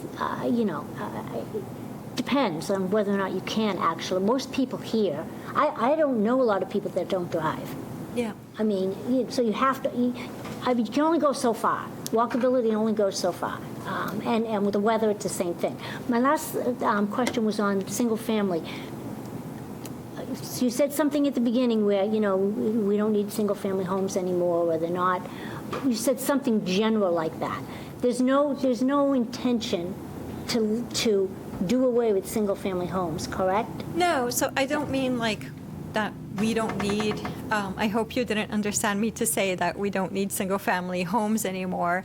I'm saying that, it's kind of like a general theme going on in the nation. I think people are looking at, in the past, especially after World War II, we started limiting a lot of areas that used to have, we live in New England, so we know that a lot of neighborhoods, you had 2 units, next to a 1 unit. Correct. And we started, kind of forcing people to have just 1 unit, even if they wanted to, say, live downstairs from their mom or whatnot, right? Yeah. So the state looked at, generally, requirement for having single-family zoning only where a municipality says that all this part of the town can only have 1 single family. It's kind of seen as like what you might have heard in recent discussions throughout the year as kind of exclusionary, right? Right. Because it's not really based on the size of the property. It's just based on this idea that we just want to keep it make it difficult to build housing. I think that's the real intent of it. Okay. So that's a way of, I envision that most properties in Freeport are going to remain single-family, and that's not going to change, and people are going to continue to make subdivisions and create more single-family homes, and we need a mix of housing. Yeah, definitely. One comment on parking, which is that there's actually quite a bit of thought and studying of our parking situation that's happening in the downtown district. In particular, right now, there is an effort that is kicking off very shortly to do a study and some modeling of the parking, the existing parking that we have downtown, the current need for that parking and projected future needs for that parking, and how we might adjust our zoning and encourage growth and encourage use of public transit where it is. We do have public transit. We have an Amtrak station here. We have the Breeze bus that goes downtown. So we do have some public transit, and so this study that we are using grant money to fund will take all that into account and give us some good data and some good models to use as we think about how to structure parking requirements for future developments downtown. So a lot of thought is going into that,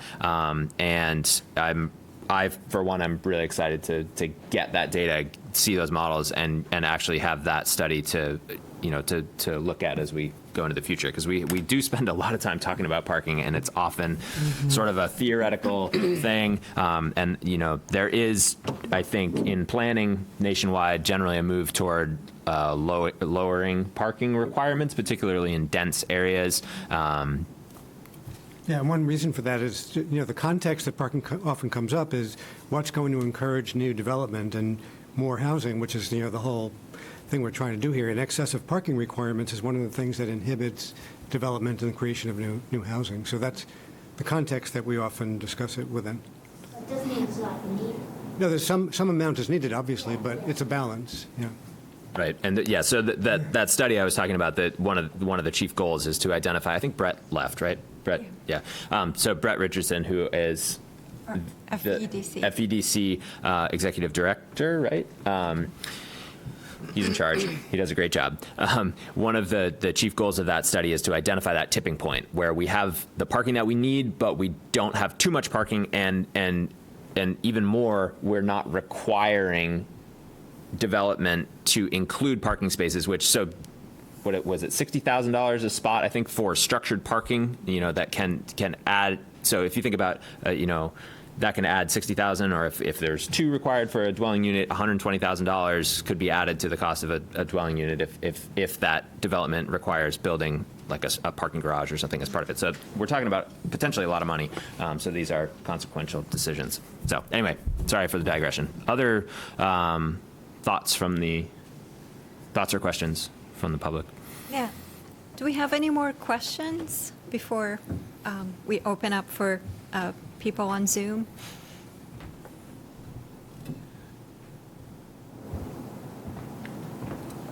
My name's Ken Mann. I live on Mann Road in Freeport. I just had a question about the process going forward. I got here a little late, so I missed some of the presentation, but I am curious about the process. It says in this agenda handout that was here that Freeport must comply with the state rules by January 2024. Pretty short time span. Yeah, actually, so the bill was signed in 2022. We were, in April 2022 was when the bill was signed.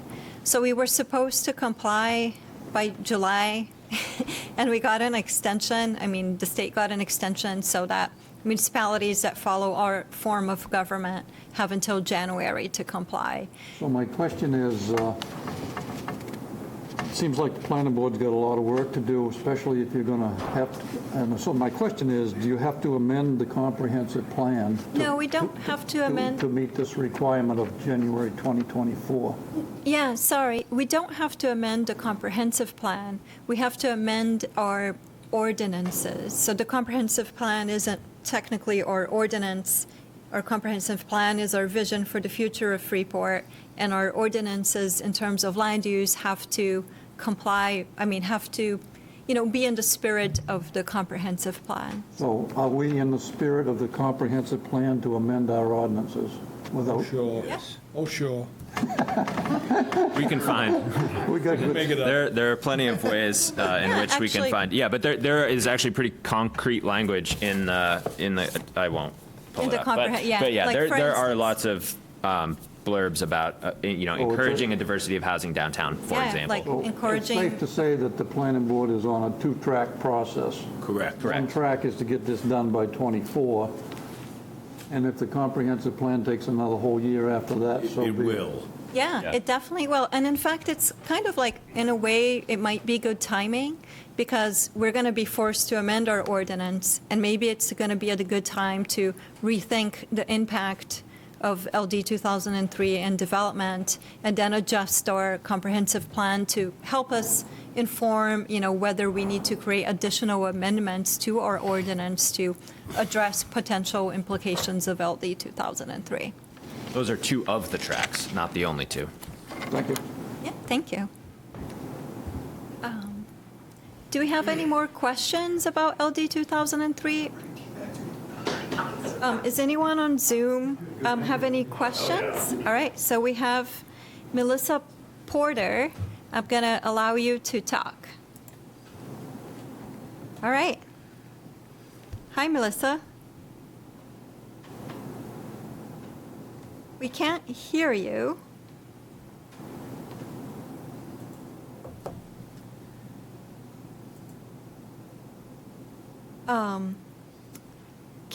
We still can't hear you, Melissa. Okay, I tried promoting you. I think you might be muted.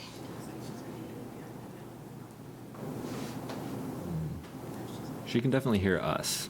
Yeah. It's not on mute. Is it on our end? We have a. We need some tech support. She wears lots of hats. Yes. Right. Planner, manager. Her as a IT. panelist. Everything. Tom told me not to turn that on. Try it. All right, let's, all right, Melissa, can you try talking now? That's where we get into feedback.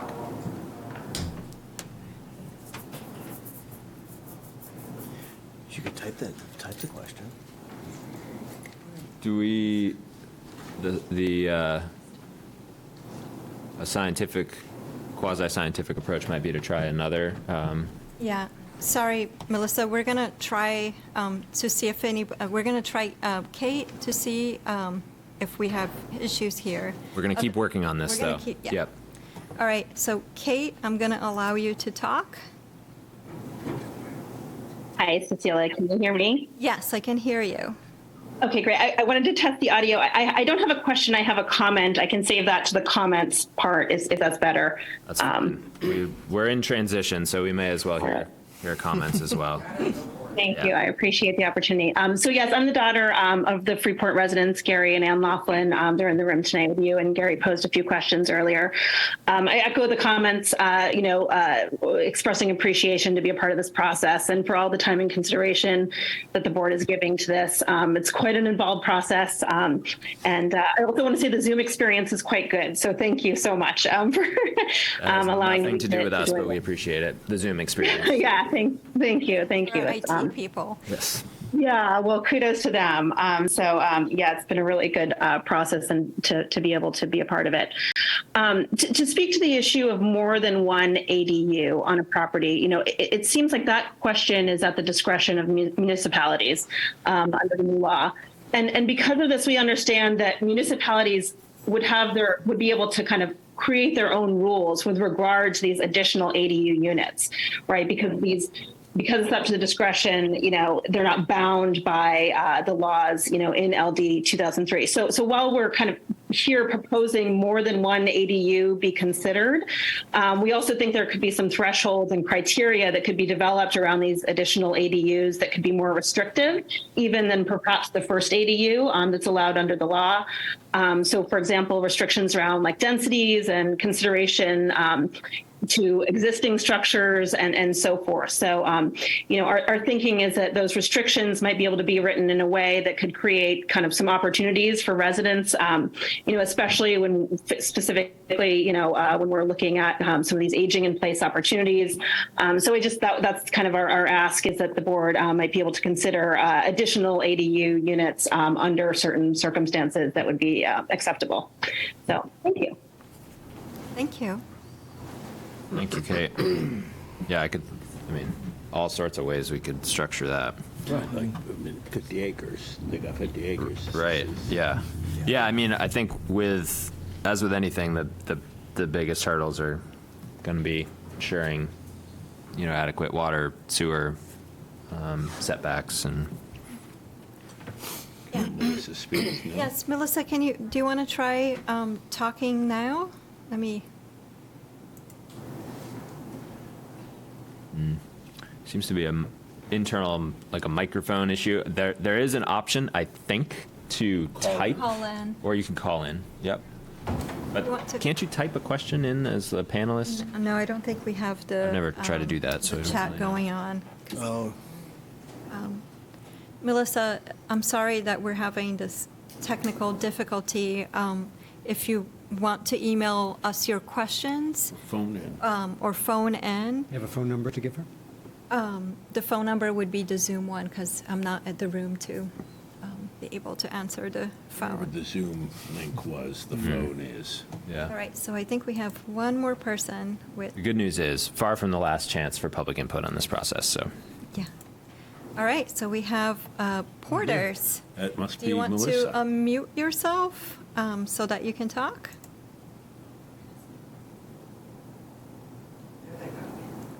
Hi. Can you hear me? Yes, we can. hear you. Hi, sorry.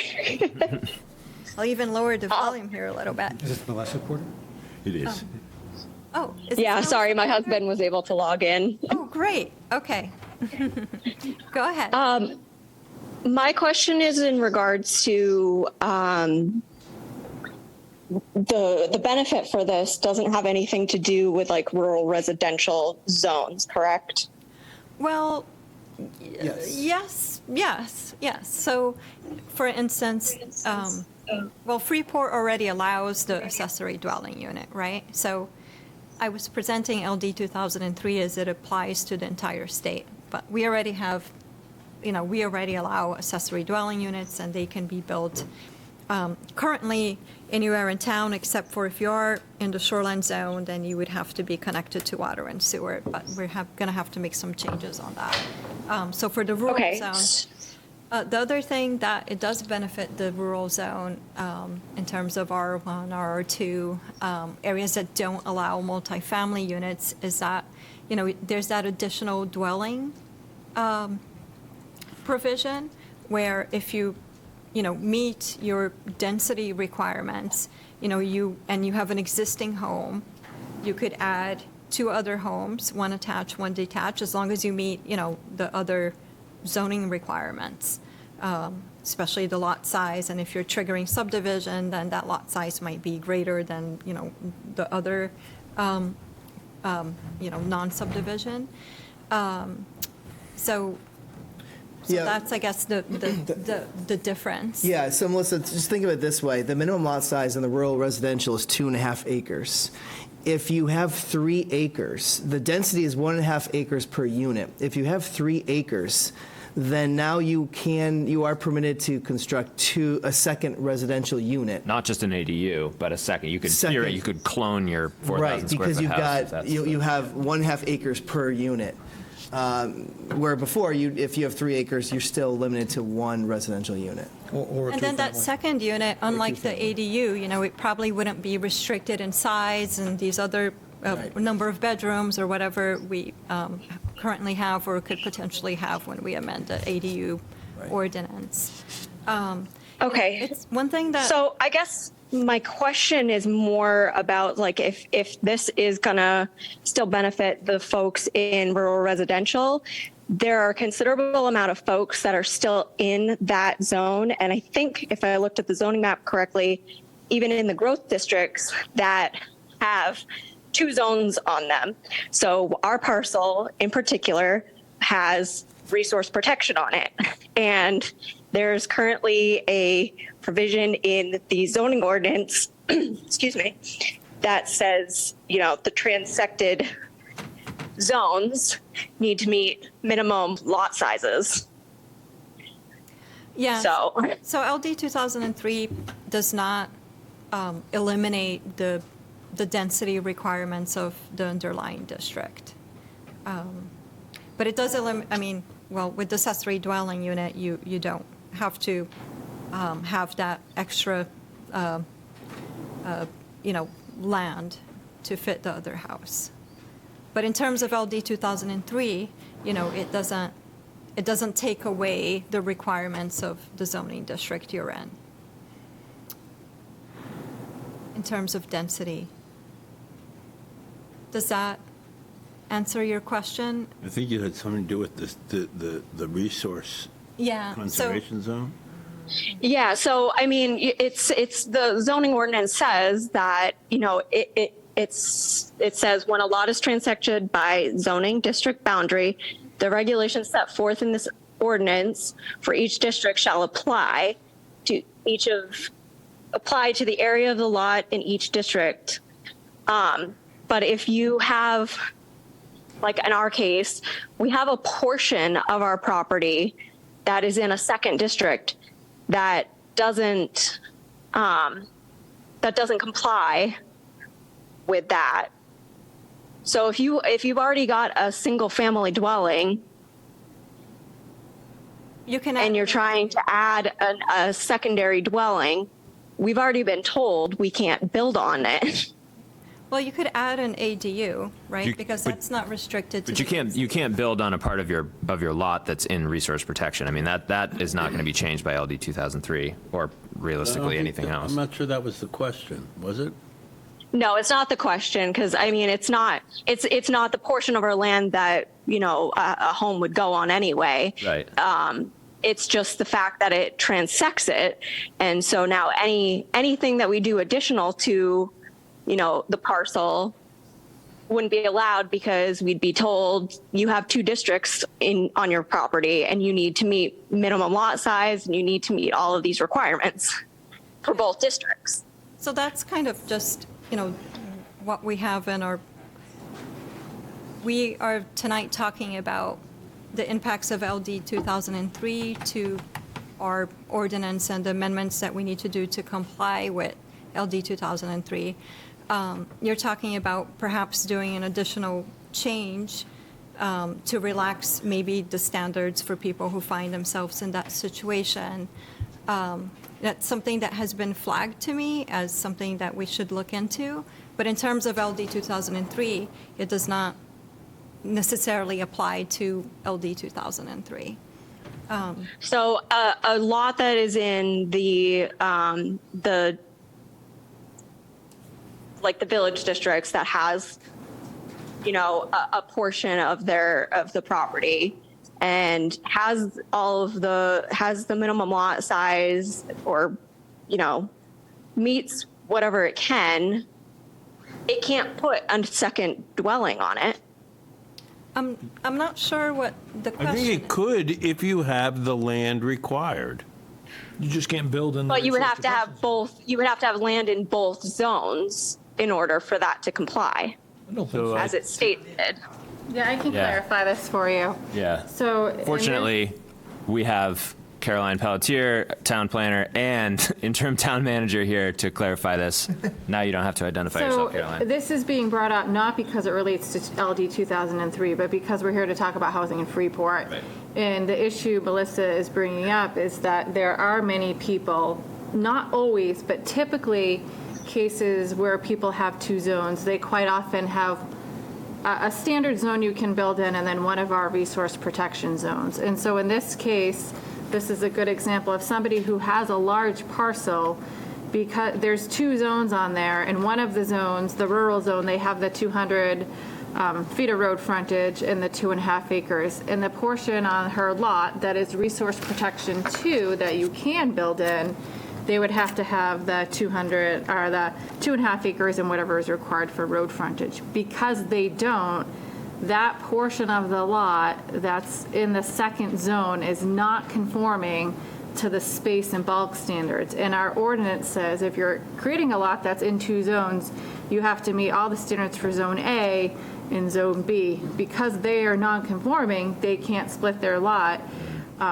in the way that they would like to. There could be other ways, but you can't, cut that acre that really needs 2.5 into 2 lots. So her point here is you have another provision in your ordinance that might warrant looking at to remove barriers to create additional housing opportunities in Freeport. Did that sum it up correctly, Yes, Melissa? I mean, this sounds like an issue Yes, it did. of non-conformance, right?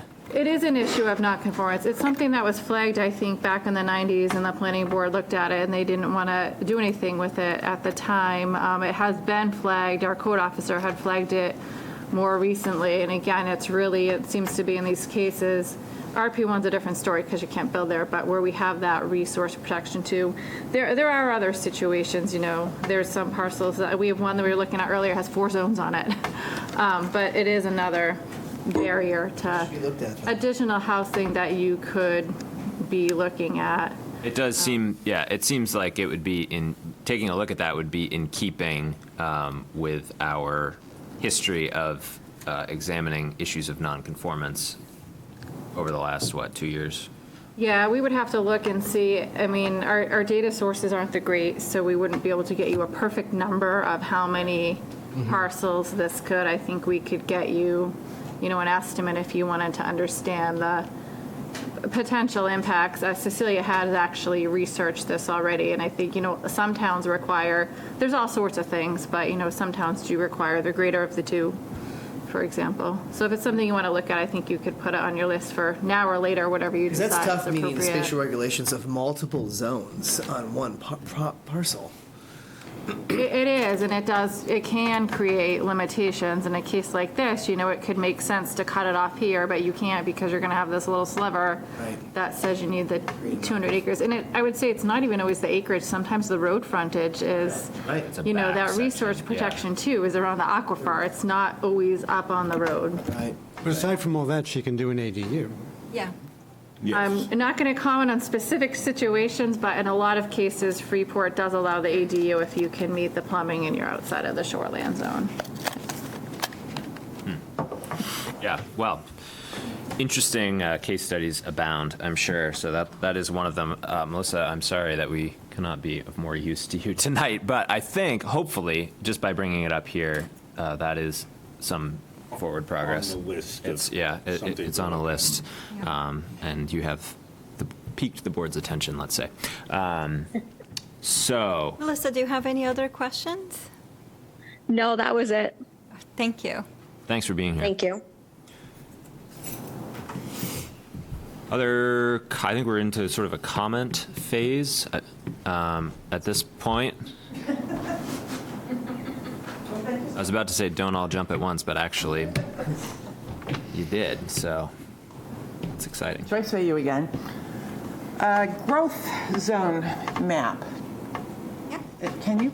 Yeah, absolutely. It looked as if it followed Route 1, kind of stopped at the highway, and it was all on this side of the highway. We're putting a lot of money into 2 bridges that will now allow safe travel by bike and walking to town. And I know that that was one of the thought processes behind all this, and it's actually in the the statute that things need to be within walking distance and transportation, and there were several criteria. Well, I would think now that the other side of the bridges, so because of Like the golf course zone is not in a growth area, but No. could be. Right. So and the other side of Mallet Drive, the other side of Webster, that's all part of the comprehensive plan. These are really good conversations to have. Because this is certainly part of the new comp plan is where are these designated growth areas going to be, and are they going to expand or? Yeah, you're right about the bridges make a difference. They do. Yeah, it's a good point. Or there's at least the potential. At least the potential. What are restrictions on some of that expansion too? Yeah, I have no idea. Yeah, another thing about the growth zones is that most of it does follow our public water and sewer, which is great, but once you get up to the, the northern part there, that MDA, MDB, unfortunately, the sewer and water kind of ends right there. But it is on a major transportation corridor, so I do understand why it was formed like this to begin with when we didn't have the bridges, but. Line white colored in there Yep. as a growth area? No, I think it's just the density of the streets. Yeah, there's a lot of lots down there. Makes it look gray. Shading. Right down by your house, Joyce. Yeah. Got room for an ADU.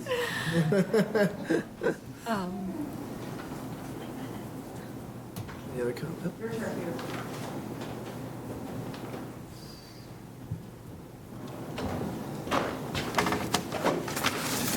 Okay, Peter Anthony again. So first of all, I would like to really thank all of you, and my comments really aren't about all the work that you're doing and that you are, you're at the bottom of the funnel, so you're trying to address issues that we all, that you've been handed. But I'd like to kind of elevate it for 1 second above it. First of all, I think that the state has, it's like the federal government, local ordinances, local zoning is the best when it's really driven locally, and not when somebody mandates down to you that you need to do X, right? So I know you have nothing to do with that. If I had my druthers, I would have the town council sue the state and try to nullify this law, right? So that would be my druthers. My biggest concern about this is when I hear density, I see dollars. And I see dollars because right now we're spending about $760 for services for the residents of this town. So it's 8,700 people currently. You increase those number of people, I'm assuming that you're going to have to increase incrementally a step function of cost. So I know you have nothing to do with this. Again, you're at the bottom of the funnel.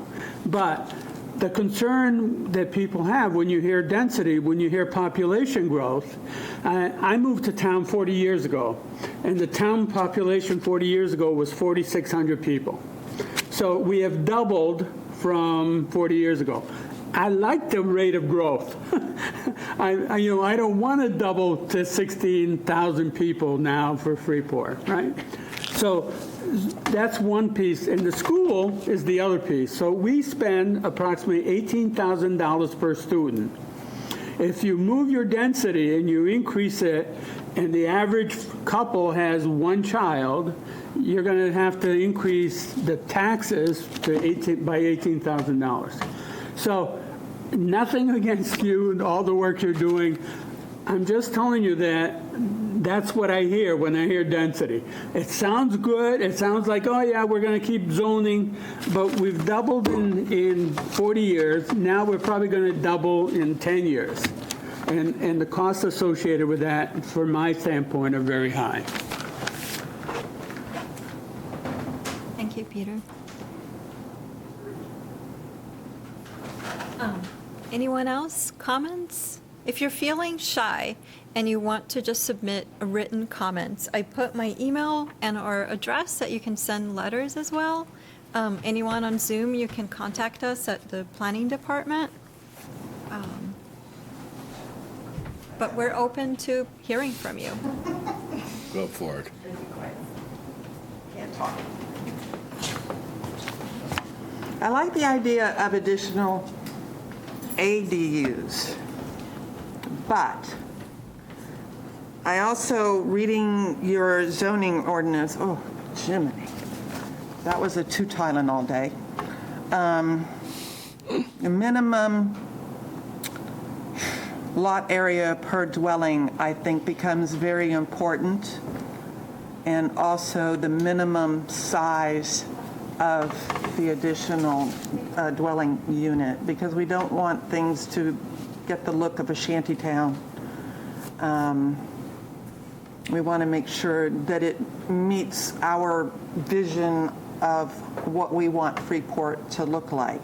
And so I think it's very important that we require, I know some of yours, you require 600 square feet, 3,000, 18. That cannot apply to ADUs. Yeah, Is that can you correct? clarify what, because the density, So if they're going to build a single dwelling, ADU, and if you're going to decide to increase the numbers, right now you only have one allowed. Are you talking about an ADU and not an extra dwelling? I think both of them you need to look at it because we don't want shanty towns. But one of the discussions that we were having was increasing the number of ADUs that people can put on their properties. But I think what Mitch's point, correct me if I'm wrong, Mitch, but Mitch's point is that ADUs, one of the couple of things that makes them unique is that density requirements do not apply to ADUs. To one ADU. To one. One ADU.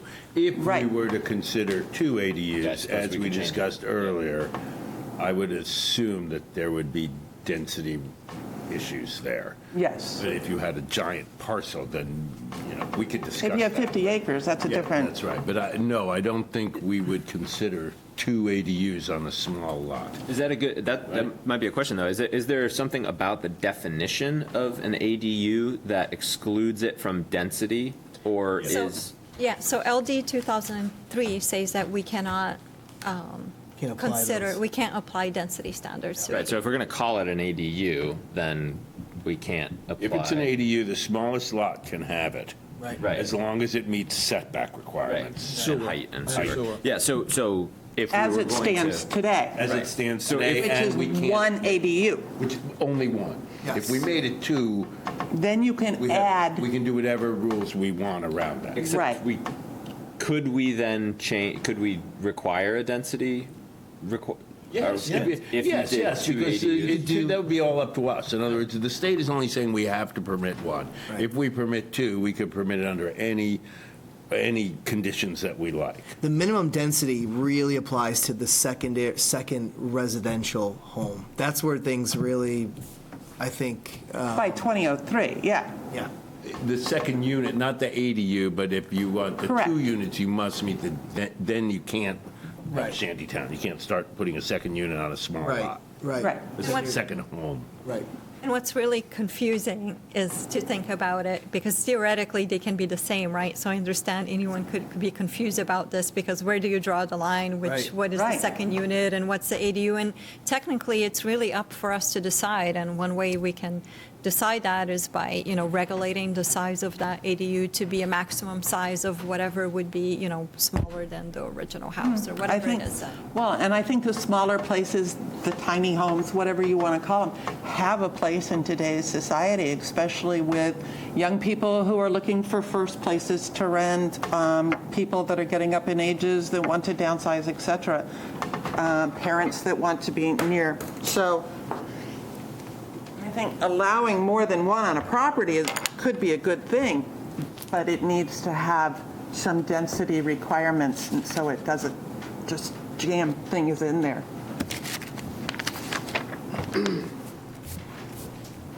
Thank you, Joyce.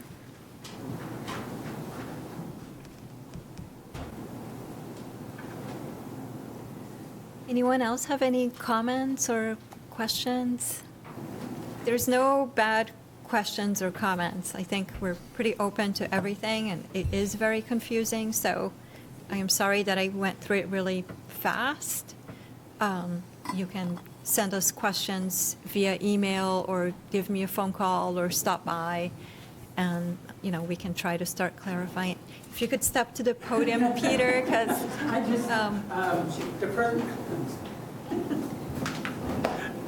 Sorry, I didn't mean to make this. No problem.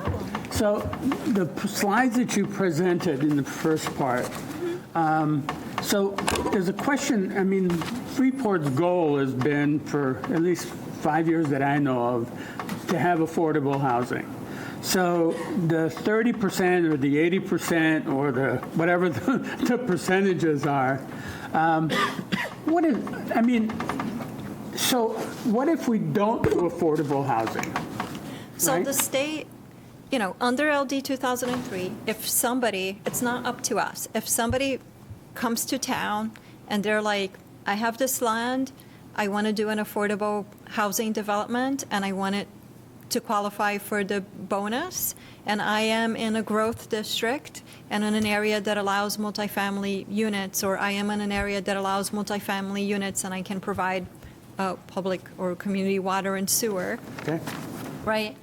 They can do it and get the density bonus, and it's really not up to us to decide. My understanding is that, and I have to clarify with the legal team, so the state says that at least more than half of them have to be affordable.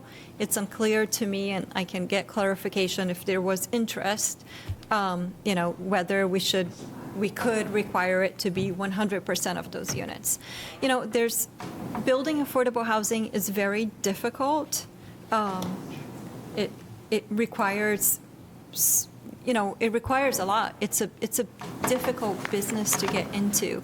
And honestly, with our density requirements, even with a 2.5 bonus, I find that it's very likely that in a lot of places, it's still not going to, nobody's going to be able to break even if they try to use that. So it's really the sole incentive of L 2003 is really the 2.5 times bonus. Yeah, and the reduced parking for those affordable. And that is the bonus component that they get from the state based on qualification. And back to the original question that was first asked, is it the town that administers it, or is it the state that administers it? Right, so the state, my understanding is that it's not the state who administers it. I'm not a affordable housing expert. I know that there are some that are involved with the town. That would be a good question to make these, getting into the weeds of the, a lot of times in order to qualify for, to make it feasible for you financially to build these, you might need to get help from Maine Housing, and they have their own ways of, tracking that information. But my understanding right now is that the state, under LD 2003, has not told us how we're going to administer it, but that probably some local agency would be administering it. But it's, like I said, to be TBD in terms of who's going to be tracking those. And is that a continuous every year bonus? It's only when the property is constructed. Yeah. So you're not going to put Well, 5 acres this year, and then I'm going to add another 5, and it's 10. No. It's just 2.5 of that base density. At the point that you actually bury ground and build the units. I mean, I don't know if the town approved, let's say 20 units, but they can only build, 3 now. I mean, it would still meet the qualifications. I don't know. That's a whole other conversation. They could get the approval and only build half of it. Right. And be sitting on the approval for the other half. The total units is still capped at whatever 2.5 times is. Right. Okay, so that is the incentive, and Yeah. you think that incentive will work? It will help in some cases, right? So I don't know if it will help enough to solve, I don't believe it's going to help enough to solve our housing affordability issues, but it's a drop in the bucket. Or more optimistically, a step in the right direction. That's right. Sorry. That's okay. Any other comments or questions at this juncture? I know Thank you. we have. Thank you guys. Thank you. We're happy that we didn't know if we'd have 3 people, or I suspected we wouldn't have 100, but I'm very happy that we had the number of folks that we did in the room, and I hope. And they were engaged. And yes, extremely engaged. So the thanks goes in both directions. We're really thrilled to have people come to these meetings, and we hope to see not just all of you, but all of you and all of your friends at the next meetings, and especially to plug the comp planning process again at those meetings as well. Yeah, there is a lot going on in town, and I think it's going to be a much more productive and successful process to navigate all of these changes with public input. You know, we have never wanted, and we definitely don't want to going forward, to make changes in a vacuum here in front of the cameras, not really knowing if anybody's watching, and then hear about it later. We want the input. So anyway, long way of saying thanks. And we'll see you next time. Seal the drop in the bucket. What's that? We're going to seal a drop in the bucket. Yeah. Well, it's who knows? And Yeah. for those of you who are in Zoom, you know, here's my email. You can email me with your letters or questions, and you can also email mail us normal letters too. So the meeting was called to order, and it is now officially adjourned. Here we go. All right. Who made this for you? Cecilia or Caroline. You got one of these at one point. Did I? Yeah. Thank you all. Okay, good night, boys and girls. Now